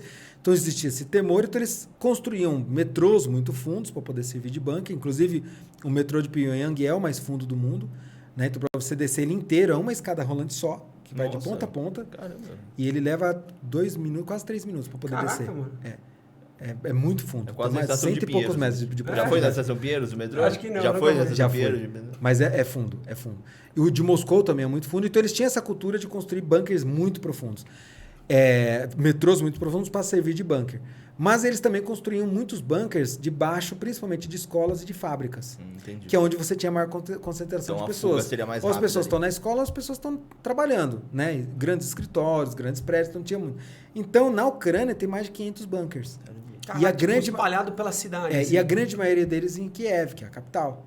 Então, o que aconteceu? Quando caiu a União Soviética, o que aconteceu? Caiu o regime inteiro, caiu o governo, não tem mais ninguém mandando no país. E aí, o que a população fez? A população começou a invadir esses bunkers para poder pegar as coisas que tinha lá. Muito suprimento. Né? Então, assim, tinha suprimentos, principalmente na área de saúde, Coisa de tal, valor. mas tinham muitos desses bunkers que serviam de escritórios de investigação, de coisas, de conteúdos secretos, tinha muitos documentos, tinha computadores, tinha muitas coisas. Então, eles saquearam aquilo que era de valor. Aquilo que não era de valor, eles abandonaram, deixaram para lá. E aí uns caras tiveram uma grande sacada de falar, vamos pegar algum desses bancos, meter um cadeado e vamos deixar ele lá paradinho do jeito que ele tá. E aí o que esses caras fazem? Você vai com eles visitar esses bunkers. Caraca, o cara se apropriou Ele se apropriou do bunker. do bunker. E aí ele meteu um cadeado, deixa fechado lá, e aí você vai lá para você conhecer esses bunkers do jeito que eles estavam. Caramba, então eles são reais do jeito que Real. estavam. Não é museu, entendeu? Não é uma coisa montada. Ele, do jeito que estava Que da lá quando hora. acabou a União Soviética, o cara meteu um cadeado e você vai lá e pode visitar. Que é aquela parte que eu falo de você pisar na história, Sim. né? E olha que coisa muito louca. Quando desencadeou a guerra da Ucrânia, eles voltaram a usar os bunkers. Porque... Tiveram que usar. Sim. Então, toda a equipe, por exemplo, de jornalismo que está cobrindo a Ucrânia está em bunkers. Tá em bunker. Eles estão usando esses bunkers. Então, é provável que um desses bunkers que eu visitei estão sendo usados na guerra. Cara, porque eu fico vendo o presidente lá, eu esqueci o nome dele agora. Zelensky. O Zelensky. E eu falo, mano, esse cara tá cada hora num lugar, sempre com a bandeira no fundo. E Tá no então, tá bunker. usando esses bunkers ali. E deve já ter tinha bunker estrutura, já. gigante e bunker pequenininho, né? Tem uns enormes, tem uns que são os galpões. A grande maioria é vazio, uns galpãozão vazio. Mas tem alguns, que nem os que eu visitei, que você tem você tem salas de escritório, com mapas, com materiais de treinamento, com máscaras, aquelas máscaras, caixas e caixas e caixas de máscara, Com de medidor fio. Geiger de radiação, com manuais de instrução de como usar uma AK-47, como identificar ferimentos de radiação. Então, assim, um monte de material, várias fotos de treinamentos, vídeos de treinamento, é muito legal. E tá tudo lá parado, lá, que era da época que eles usavam para treinar o pessoal. Estão usando agora de novo, provavelmente. E aí, então assim, teve essa parte que foi muito legal de conhecer esses bunkers, que não é um tour legalizado, né? Então, assim, não é uma coisa legal. Mas então, também não é nada fora da lei. Na verdade, assim, o que acontece? Um resquício que sobrou da União Soviética para a nova Constituição ucraniana é que, assim, tudo aquilo que é do Estado, ele é do povo. Então, o povo pode ter acesso a tudo aquilo que é do Estado. E eles entendem que esses bunkers são do Estado. Só que o Estado não tem mais interesse nesses bunkers. Então, qualquer um pode ter acesso. Até aí, tudo bem. O que ele não pode fazer é meter um cadeado. Só que o pessoal faz meio vista grossa, porque eles não têm interesse mesmo. E se queira ou não, ele está preservando. Isso que eu ia falar. Também Entendeu? se ninguém tomar conta, vai virar bagunça. Então, assim, a gente pode até fazer esses tours lá e tudo mais, não é uma coisa... ele não é um crime, mas ele não é totalmente legal, porque se queira ou não, ele se apropriou de um bem do Estado que teria que ser de acesso de todo mundo, entendeu? Então, assim, a coisa é um pouquinho complexa ali, mas faz, entendeu? Faz. E é bem legal, assim, bem E depois na usina, como é que foi?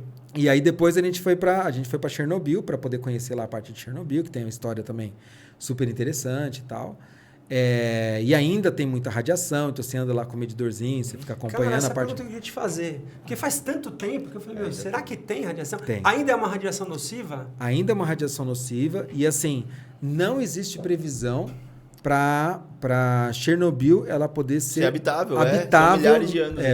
Então, existem cálculos que vão desde 900 anos até 600 mil anos. Cada um faz uma conta muito louca. Mas, assim, não existe perspectiva. Hoje ela está em níveis aceitos para turismo. Mas tem regras. Pontos, né?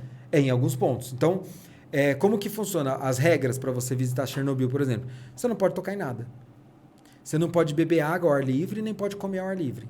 Então, tudo que você pode fazer, você não precisa usar máscara, não precisa fazer nada disso, mas você anda lá, respira e tal, mas você não pode tocar nas coisas. Só fotografar? Você pode fotografar, tal, mas não pode encostar em nada. Então, por quê? Porque você pega o medidor Geiger, pega ele no ar, e ele está marcando, por exemplo, sei lá, 1, 2, eu não sei falar o nome lá da medição. Mas está marcando 1, 2. O aceitável é alguma coisa na casa de 0,15, tá? Mas tá marcando 1, 2, tal, 1, 2, tal, tá acima. Mas ok, ninguém vai ter um câncer por causa disso. Aí você chega perto de um objeto, que nem eu chegava com o medidor assim, tipo, né? Tem essa garrafa, chegava perto assim, não encostava. Ele já ia para 35, 40. Caraca. Imagina uma pilha de roupa. Porque assim, o pessoal deixou as coisas de um jeito. Uma pilha de roupa, se você chacoalha ela... aquilo vai pro ar. Aquilo vai pro ar, você respira. Aí vai ter problema. Não, e porque também é tempo de exposição. Então, que nem você falou, você tá no 1, tá muito acima, mas você tá ficando ali pouco tempo. Agora, uma pedra que tá ali há 30 anos, tá ali só recebendo radiação. Então, por exemplo, eu tava com uma GoPro, que tem aquelas hastes e tal, né? E aí caiu uma peça da GoPro, caiu no chão. Aí ela falou, já era. Nem pega. Caraca, mano. Aí caiu no chão, ficou. Não pode pegar. Não pode pegar nada. Porque assim, o nível de radiação deve ser gigante ali perto da onde os reatores ficaram blindados, né? Ali você consegue chegar perto? Na verdade, ali a gente consegue chegar bem próximo até do reator. Tem até um passeio que você consegue fazer dentro lá da parte do reator. Mas como eu tinha um espaço de tempo muito curto, eu não consegui fazer isso por dentro, mas eu fui até a parte de fora. Mas eu fui visitar Pripyat, que é aquela cidade vizinha lá, que ela foi 100% evacuada. Ela foi evacuada a cidade inteira, com 50 mil habitantes, em 3 horas. Então, assim, eles mandaram 1.000 ônibus de linha, né, de Kiev para lá e evacuaram a cidade inteira em 3 horas. E era uma cidade vitrine do regime socialista, né? E tinha a elite também daquela época, porque a usina de Chernobyl, ela era, assim, um motivo de muito orgulho para a União Soviética. Então, quem trabalhava lá eram pessoas, assim, muito bem conceituadas, grandes cientistas, grandes oficiais, orgulho, né? Motivo de orgulho. Então, as famílias que viviam ali e tal, estavam produzindo filho pra caramba, assim. Na época, a parte o índice de natalidade estava absurdo, porque eles estavam querendo realmente popular a cidade. Então, tinha muita criança, muito bebê, e a cidade estava, assim, pulsante, crescendo muito. A cidade pequena, 50 mil habitantes, mas, assim, muito bem estruturada e tal, porque é aquela coisa bem soviética mesmo, para fazer negócio para vitrine, né? Para vitrine. Mas também porque era uma elite, né? Então tinha cinema, tinha uma série de coisas lá. E muito bonita, você vê nas fotos, assim, tem vídeos, inclusive, no meu blog, mas quando eu conto lá a história de Pripyat, eu tenho vários vídeos que eu peguei, inclusive, do dia, de 1 ou 2 dias antes do atentado de Chernobyl. Eu consegui encontrar os vídeos lá das pessoas andando na cidade, para você ter uma ideia de como que era. Muito legal. E aí, quando teve o acidente da usina, o índice de radiação que chegou ali na cidade, ela estava cerca de 15 mil acima do aceitável. 15 mil vezes acima do aceitável. Cara, eu sei que se explodir, eu vi na série, né? Você viu na HBO? É da HBO. Aquela é incrível, aquela série. Cara, aquela série acho que ela relata bem, né? Se relata bem. Que se explode, aí fodeu tudo ali, né? Que aí ia ter radiação até... Uma segunda explosão tornaria a Europa totalmente inabitável. Perfeito. Hoje, a zona de exclusão, ela contempla um raio de 100 km. Mas a parte mais crítica é um raio de 30 km da usina. Tem pessoas que voltaram a morar nessa região ali, né? Tem gente que voltou a morar, sabendo dos riscos, sabendo de tudo, mas voltou a morar. Às vezes a pessoa também não tinha onde viver, né? Ela falou, eu assumo o risco e vou morar lá. Mas a área de exclusão, esses 30 quilômetros ali, não, ali é controlado pelos militares. Ali não pode mesmo. Inclusive, para você entrar lá, os guias, que são essas agências, são pouquíssimas agências que têm autorização do governo. Eles passam por um treinamento e tudo mais, tal, e é tudo muito controlado pelo governo. A licença que a gente recebe para entrar na região é uma licença do Exército, para poder entrar ali. E mesma coisa, também tem que assinar um monte de termo lá, que eu nunca vou processar ele se eu tiver o câncer ou qualquer coisa assim. Entendi. Mas assim, é uma formalidade, porque o índice de radiação que a gente recebe ali, cara, se você fizer tudo certinho, eles falam que assim, não é muito diferente de um voo longo. Ah, tá. Porque a radiação solar. Ou, por exemplo, você fazer um raio-x. Alguma coisa não assim. é muito diferente, entendeu? Então, assim, se você faz um raio-x ou se expõe um pouco mais no raio-x e tal, você não vai ter nada por conta disso. O problema é a intensidade e o tempo que você fica com aquilo. Então, a guia, por exemplo, ela vai praticamente todo dia lá. Entendeu? E daí você passa por um processo de descontaminação no final, que é mais para uma coisa mais protocolar também. Você fica com o aparelhinho medindo a sua radiação o tempo todo. No final do dia ela mostra, a radiação que você recebeu o dia inteiro foi de tanto, isso daqui equivale a um voo de, 12 horas, 14 horas, alguma coisa assim. Que é uma coisa normal, né? Então não tem problema nenhum. E você para pensar, o piloto do avião. Que tá entendeu? Todo dia, que tá todo ele dia. Tá, então, igual ela tá ali todo dia e tal. Tem gente que mora lá. Quem mora lá em Chernobyl, porque hoje tem cerca de 2.000 pessoas que ainda moram lá para ainda ficar controlando e cuidando ali da usina. A usina não opera mais, mas ela está lá viva, né? Então, assim, hoje ela tem 2 sarcófagos que envolvem ela inteira para proteger de radiação, tudo, mas ela ainda está lá, então tem que ter muita gente ali ainda cuidando disso. E as pessoas que moram ali, elas ficam se revezando, se eu não me engano, a cada 6 meses. Então, ela fica ali uns 6 meses, depois sai e tal, mas também tem acompanhamento médico e tudo mais e tal. Mas, assim, dá para morar, mas tem que ter alguns cuidados, né? O principal, como eu te falei assim, no ar, teve alguns pontos que a gente pegava no ar, marcando 14, 15, né? Que seria equivalente a umas 100 vezes o nível aceitável, né? E assim, a gente não sente nada, porque a radiação você não sente nada. Quando teve o acidente de Chernobyl, as pessoas sentiam um gosto metálico na língua. Isso até no documentário fala isso, lá da HBO fala disso. E ele sentia esse gosto, mas aí é um nível muito alto de radiação. Muito alto, para você chegar a sentir o gosto pelo que está no ar, né? Aí é muito Cara, e na série é muito legal que eles conseguem mostrar muito bem isso. Essa questão da usina ser algo muito importante para o regime, né? E o negócio só explodiu mesmo, quer dizer, explodiu por um erro lá, mas depois o pessoal demorou para agir, né, para resolver o problema, porque eles não queriam passar para Moscou. Eles estavam com medo de dizer erramos e Moscou não queria falar, meu, se errou... Gorbachev mesmo disse que ele ficou sabendo do acidente, da gravidade do acidente, ele ficou sabendo pela Suécia e pelos Estados Unidos. Então, porque a Suécia captou lá na... Não, por quê? Porque a fumaça radioativa, né, aquela nuvem radioativa está chegando na Suécia. Isso, e ele aí, pegou um caminho que... inclusive, tem relatos de muitas pessoas na região da Suécia, da França e tudo mais, que teve áreas ali que teve um índice muito maior de incidência de câncer, de má formação de feto, depois do incidente, acima da média do resto do país, que foi justamente por onde passou essa massa radioativa.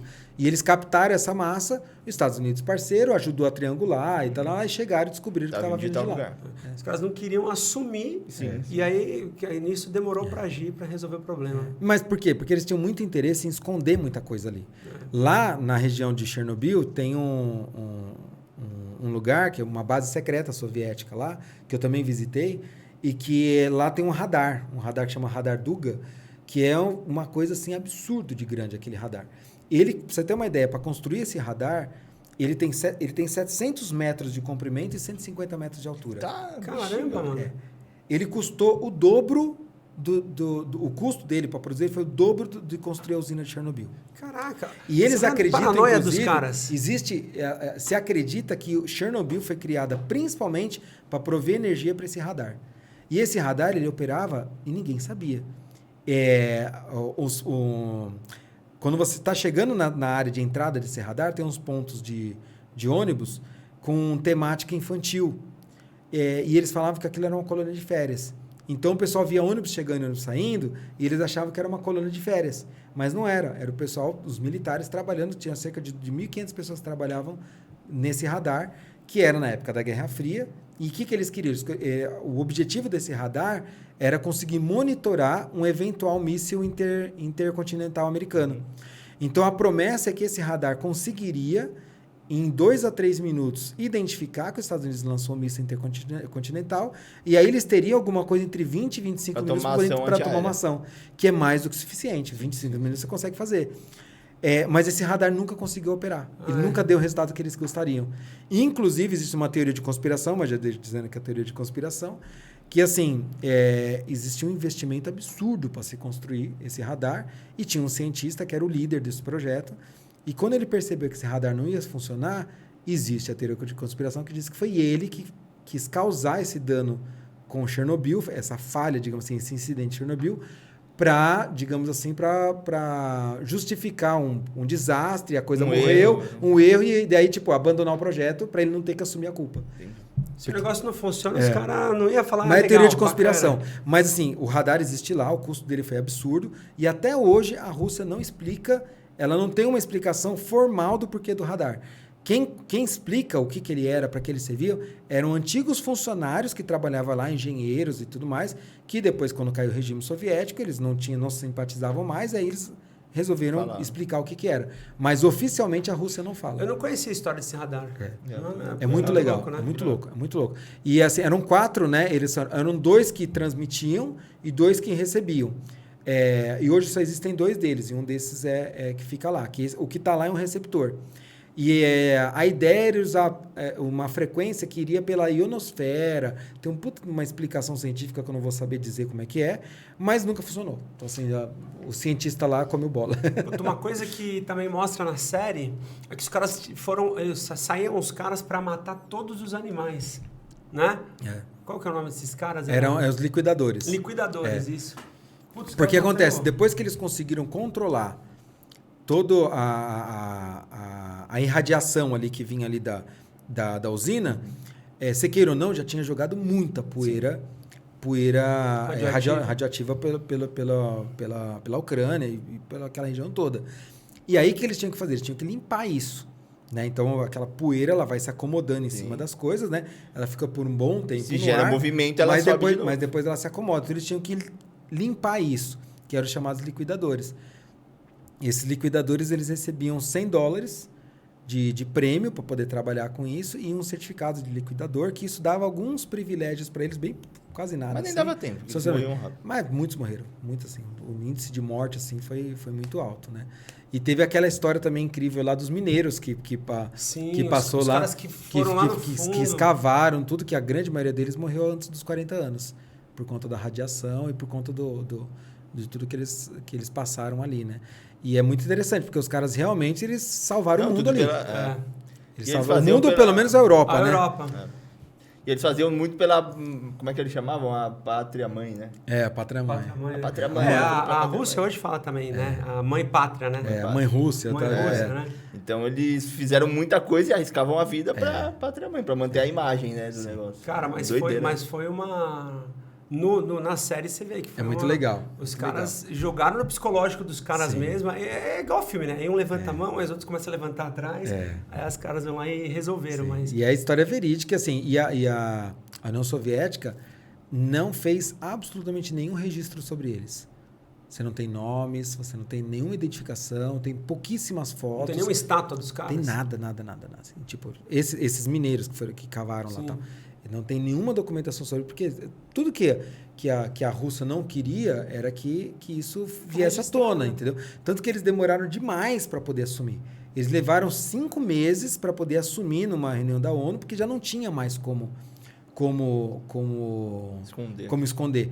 Inclusive, é lá onde eles fizeram um compromisso de ser um país mais aberto, de ter mais a transparência, que é a tal do Glasnost, né? Que é aquela ideia de transparência, de ser mais aberto, que de uma certa maneira acabou colaborando para a queda do próprio regime, né?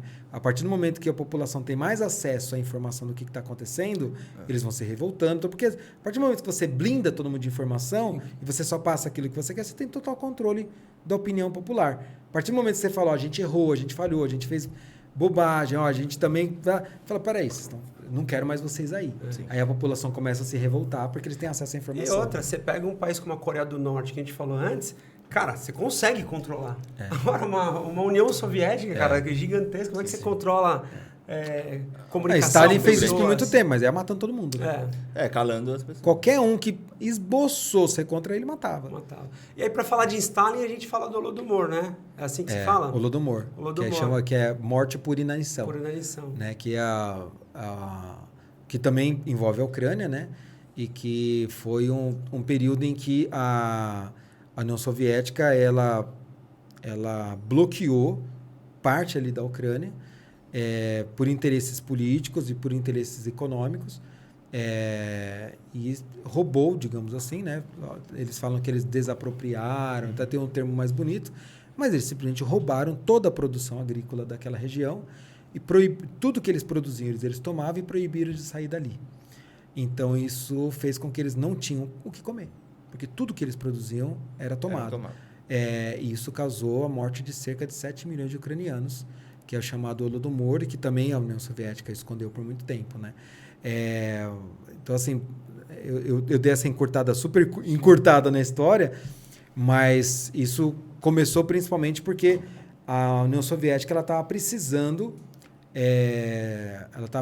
de recursos financeiros para poder dar o tal do salto econômico que eles estavam dando, um quinquênio. Então, o Stalin tinha feito um plano de industrialização muito grande em 5 anos, e para isso você precisava de dinheiro. Mas eles não tinham ainda uma indústria. Né? Então, eles precisavam de onde que poderia vir um dinheiro para eles poderem financiar toda essa industrialização que eles poderiam fazer. Isso poderia vir do celeiro da Europa. Isso foi antes da Segunda Guerra, né? Foi antes da Segunda Guerra. A gente está falando de 30, de 32 por aí. Quando o Stalin, o antecessor, o Lenin morreu, e aí o Stalin assumiu. Isso, E aí o que acontece? Eles precisavam ter alguma coisa para poder vender. E nessa época, a Ucrânia fazia parte da União Soviética, mas assim, o povo ucraniano, e a gente vê isso hoje, nunca foi tão... Ele sempre foi muito arredio essa coisa de ser subordinado à Rússia e tudo mais. Até pelo tamanho deles. Eles têm muita proximidade cultural, é verdade. É a mesma coisa de você falar, sei lá, um uruguaio e um argentino, entendeu? Mas eles têm histórias diferentes, eles têm, assim, às vezes valores diferentes, né? Então, às vezes, tipo, um não quer ser subordinado ao outro, né? Ele não vai aceitar. Né? Então, não é porque você fala, é tudo meio parecido, tal, então vamos agregar. Não é bem assim que funciona. Então, isso para eles sempre foi muito caro para eles, essa coisa, principalmente porque eles sempre tiveram um viés muito mais nacionalista, né? Muito nacionalista. E eles, a Ucrânia era conhecida como o celeiro da Europa. Então, assim, a produção agrícola deles, e até hoje, sempre foi muito forte. E ainda é. E Lenin viu ali uma oportunidade de falar, opa, vou trazer esse povo para cá. E Lenin foi com uma proposta de dominar a Ucrânia, mas preservando um pouco da cultura deles e da língua deles. Ele foi de uma forma um pouco mais leve. Quando ele morreu, Stalin assumiu, Stalin falou, não, a gente vai com uma outra pegada aqui, vai ser na pancada. Vai ser na pancada, eles vão ter que aceitar e a gente que manda. Ele foi com uma outra proposta. E nessa época ele precisava financiar essa industrialização. O que ele fez? Ele sabia que tinha uma produção grande ali. Era uma época que também estava tendo problemas de produção na própria Rússia. Então, a Rússia estava com uma produção agrícola baixa, até inclusive para poder sustentar a alimentação do próprio povo russo. E lá eles estavam produzindo bem, né? Tinha comida em abundância. O que eles falaram? Vamos desapropriar as terras deles, desapropriar as fazendas deles e vamos trazer isso tudo para o Estado agora do Estado. O povo ucraniano falou, não, o que eu produzi é meu, né? Só que, assim, Stalin também tinha muito medo dos rebeldes, que eram chamados kulaks, que eram os líderes dessas fazendas, né? E eles fizeram, num intervalo muito curto de tempo, mais de 4.000 rebeliões. E se rebelando contra o Estado, se rebelando contra Stalin. E aí Stalin falou, opa, peraí, eu tenho um problema ali. Eu preciso controlar esse pessoal, que eles podem se rebelar, eles podem virar um problema para o meu governo. Eles são numerosos, eles são importantes. A Ucrânia é o segundo mais importante ali da União Soviética. Sim. Então, assim... O país em território segundo maior. Um território muito grande. Falou assim, não posso deixar esses caras ganharem voz, senão eu vou ter problema. Vou perder os caras. Eu vou perder os caras. Então, eu falei, eu preciso controlar esse pessoal. E eu também preciso dos grãos deles, porque o meu povo está passando fome e eu preciso exportar, porque eu preciso fazer dinheiro. Então, o que ele fez? Ele falou, vamos tomar toda a produção deles e vamos proibir que eles saiam de lá. Porque se eu tomo a produção deles e saem de lá, eles podem fazer motim em outro lugar. Vão deixar de produzir. Então, assim, eles tomaram a produção e obrigaram eles a continuar trabalhando. Só que se você vai fazer uma produção sua para você vai trabalhar porque você sabe que o fruto daquele trabalho vai vir para você. Se você sabe que aquele fruto daquele trabalho não vai vir para você vai trabalhar com o mesmo empenho? Não. É por isso que todos os modelos socialistas não dão certo. Porque as pessoas não vão trabalhar com o mesmo empenho. A União Soviética teve um boom no começo, porque as pessoas acreditavam no modelo e se dedicavam na fé de que aquilo poderia realmente ser importante. A partir do momento que eles viram que aquilo não estava acontecendo, também começaram a tirar o pé.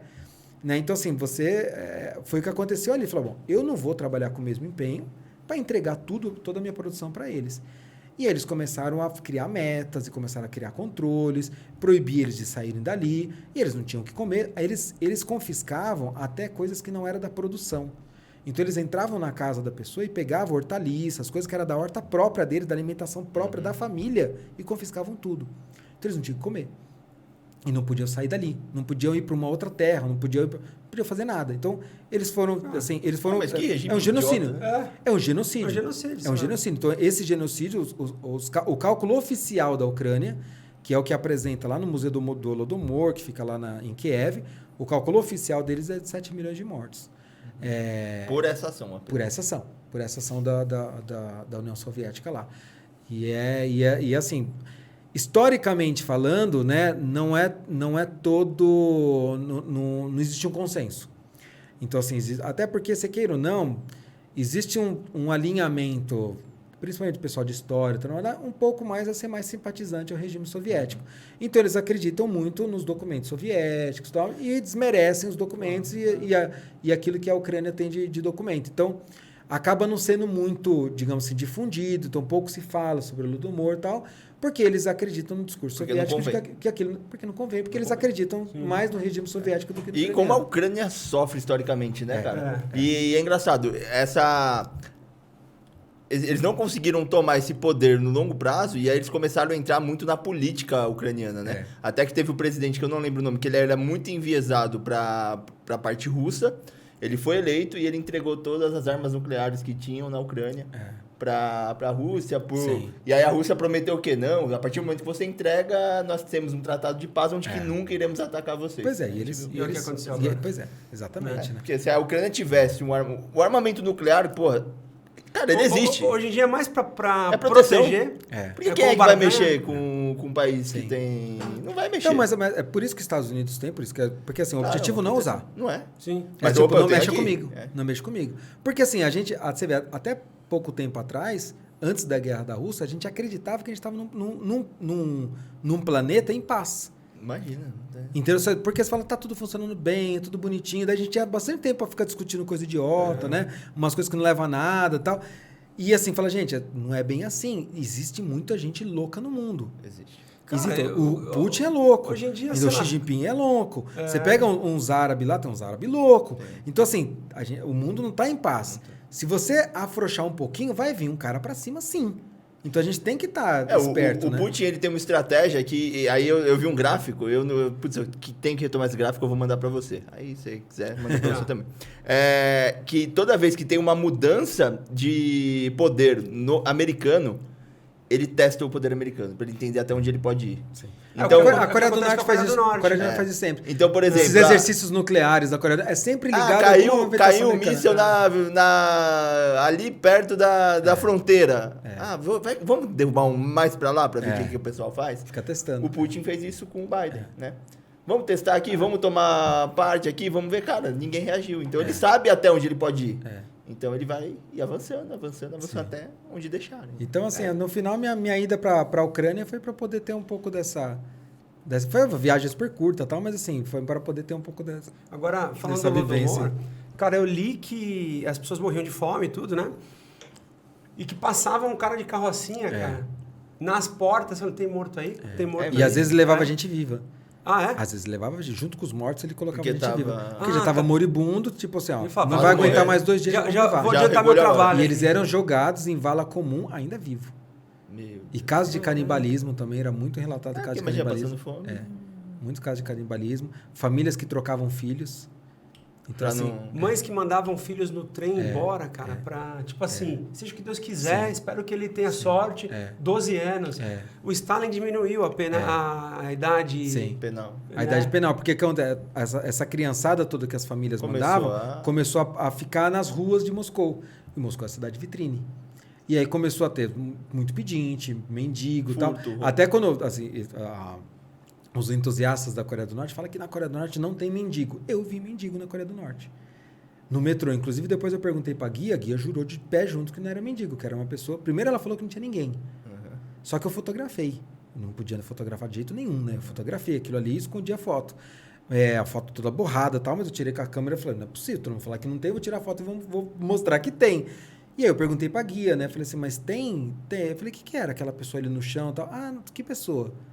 Eu não falei, vi nenhuma eu pessoa. falei, não, tinha uma pessoa na Você entrada. viu uma pessoa? Eu não Eu vi falei, uma tinha pessoa. uma pessoa na A gente entrada. é outro recolhendo a pessoa dali. Falei, tinha uma pessoa ali Cada sentada carrocinha. no chão na entrada do metrô. Tinha uma pessoa? Eu falei, não tinha. Eu falei, não tinha, eu vi e tal. Ah, vai ver que era uma pessoa louca, uma pessoa com problema mental. Não era, mendigo. Eu vi lá, eu reconheço. A gente, né, tá acostumado, Claro. a gente reconhece o mendigo. Sentado no chão, com um potinho na frente, pedindo esmola. Entendeu? Então, assim, a gente sabe reconhecer.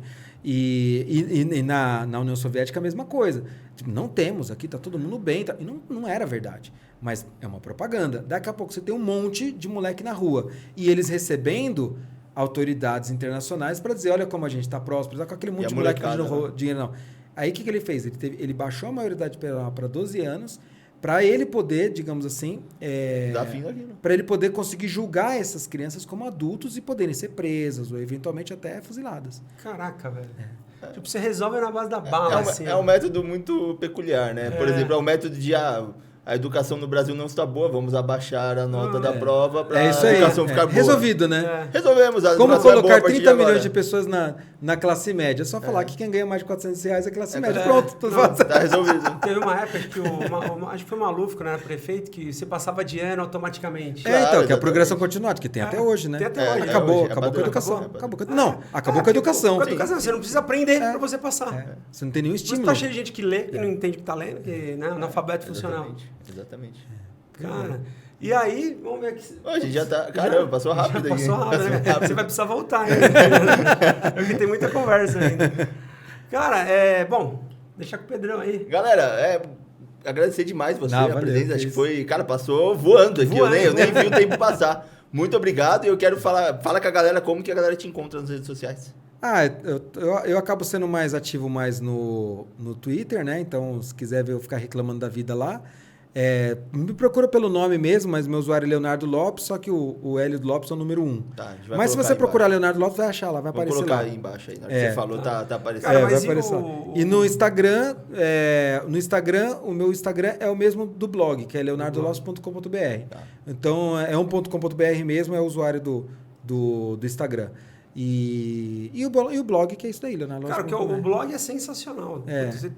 Você é muito coeso, assim, eu digo, muito organizado, cara. É a construção, né? Do blog Você bem constrói de feita, uma forma muito legal. Não só as suas imagens, Sim. mas as imagens históricas que você busca, Sim. e você coloca todas na ordem eu vou misturando ali e cronológica, tal, vou contando a história e tal. Cara, muito legal. O blog vale a pena ser Eu lido. tenho mais uma lista de histórias que eu quero contar lá, mas precisa de tempo. Tem que trabalhar. Tem um monte de coisa pra fazer. O que não deu tempo de vocês acompanharem aqui, Acompanha lá no blog. a gente tinha aqui mais algumas coisas É pra verdade, a apresentar gente pra falou ele. acho que 10% aqui do... Cara, você vai ter que voltar, Leonardo. É sério mesmo, porque, cara, Colômbia aqui, ó. Tem Colômbia, tem um monte né? de coisa que a gente queria Tem falar. um monte de coisa aqui. Terra do Fogo. A gente falou da Selquinã e não entramos no E não detalhe entramos da na- Selquinã. mas, cara, é assim, Teremos mais oportunidades, certo? Vai sim. O papo fluiu bem e foi bom. Exatamente. Muito obrigado de Legal, coração. eu que quiser agradeço despedir aí, da valeu. galera. Valeu, pessoal. Obrigado aí por assistir. Siga lá nas redes. Boa. Legal. Germano, como a galera te encontra nas redes sociais? No @saldanhager. Galera, vocês me encontram no PH Silva HS e até semana que vem. E valeu, muito obrigado. Isso aí. Isso aí.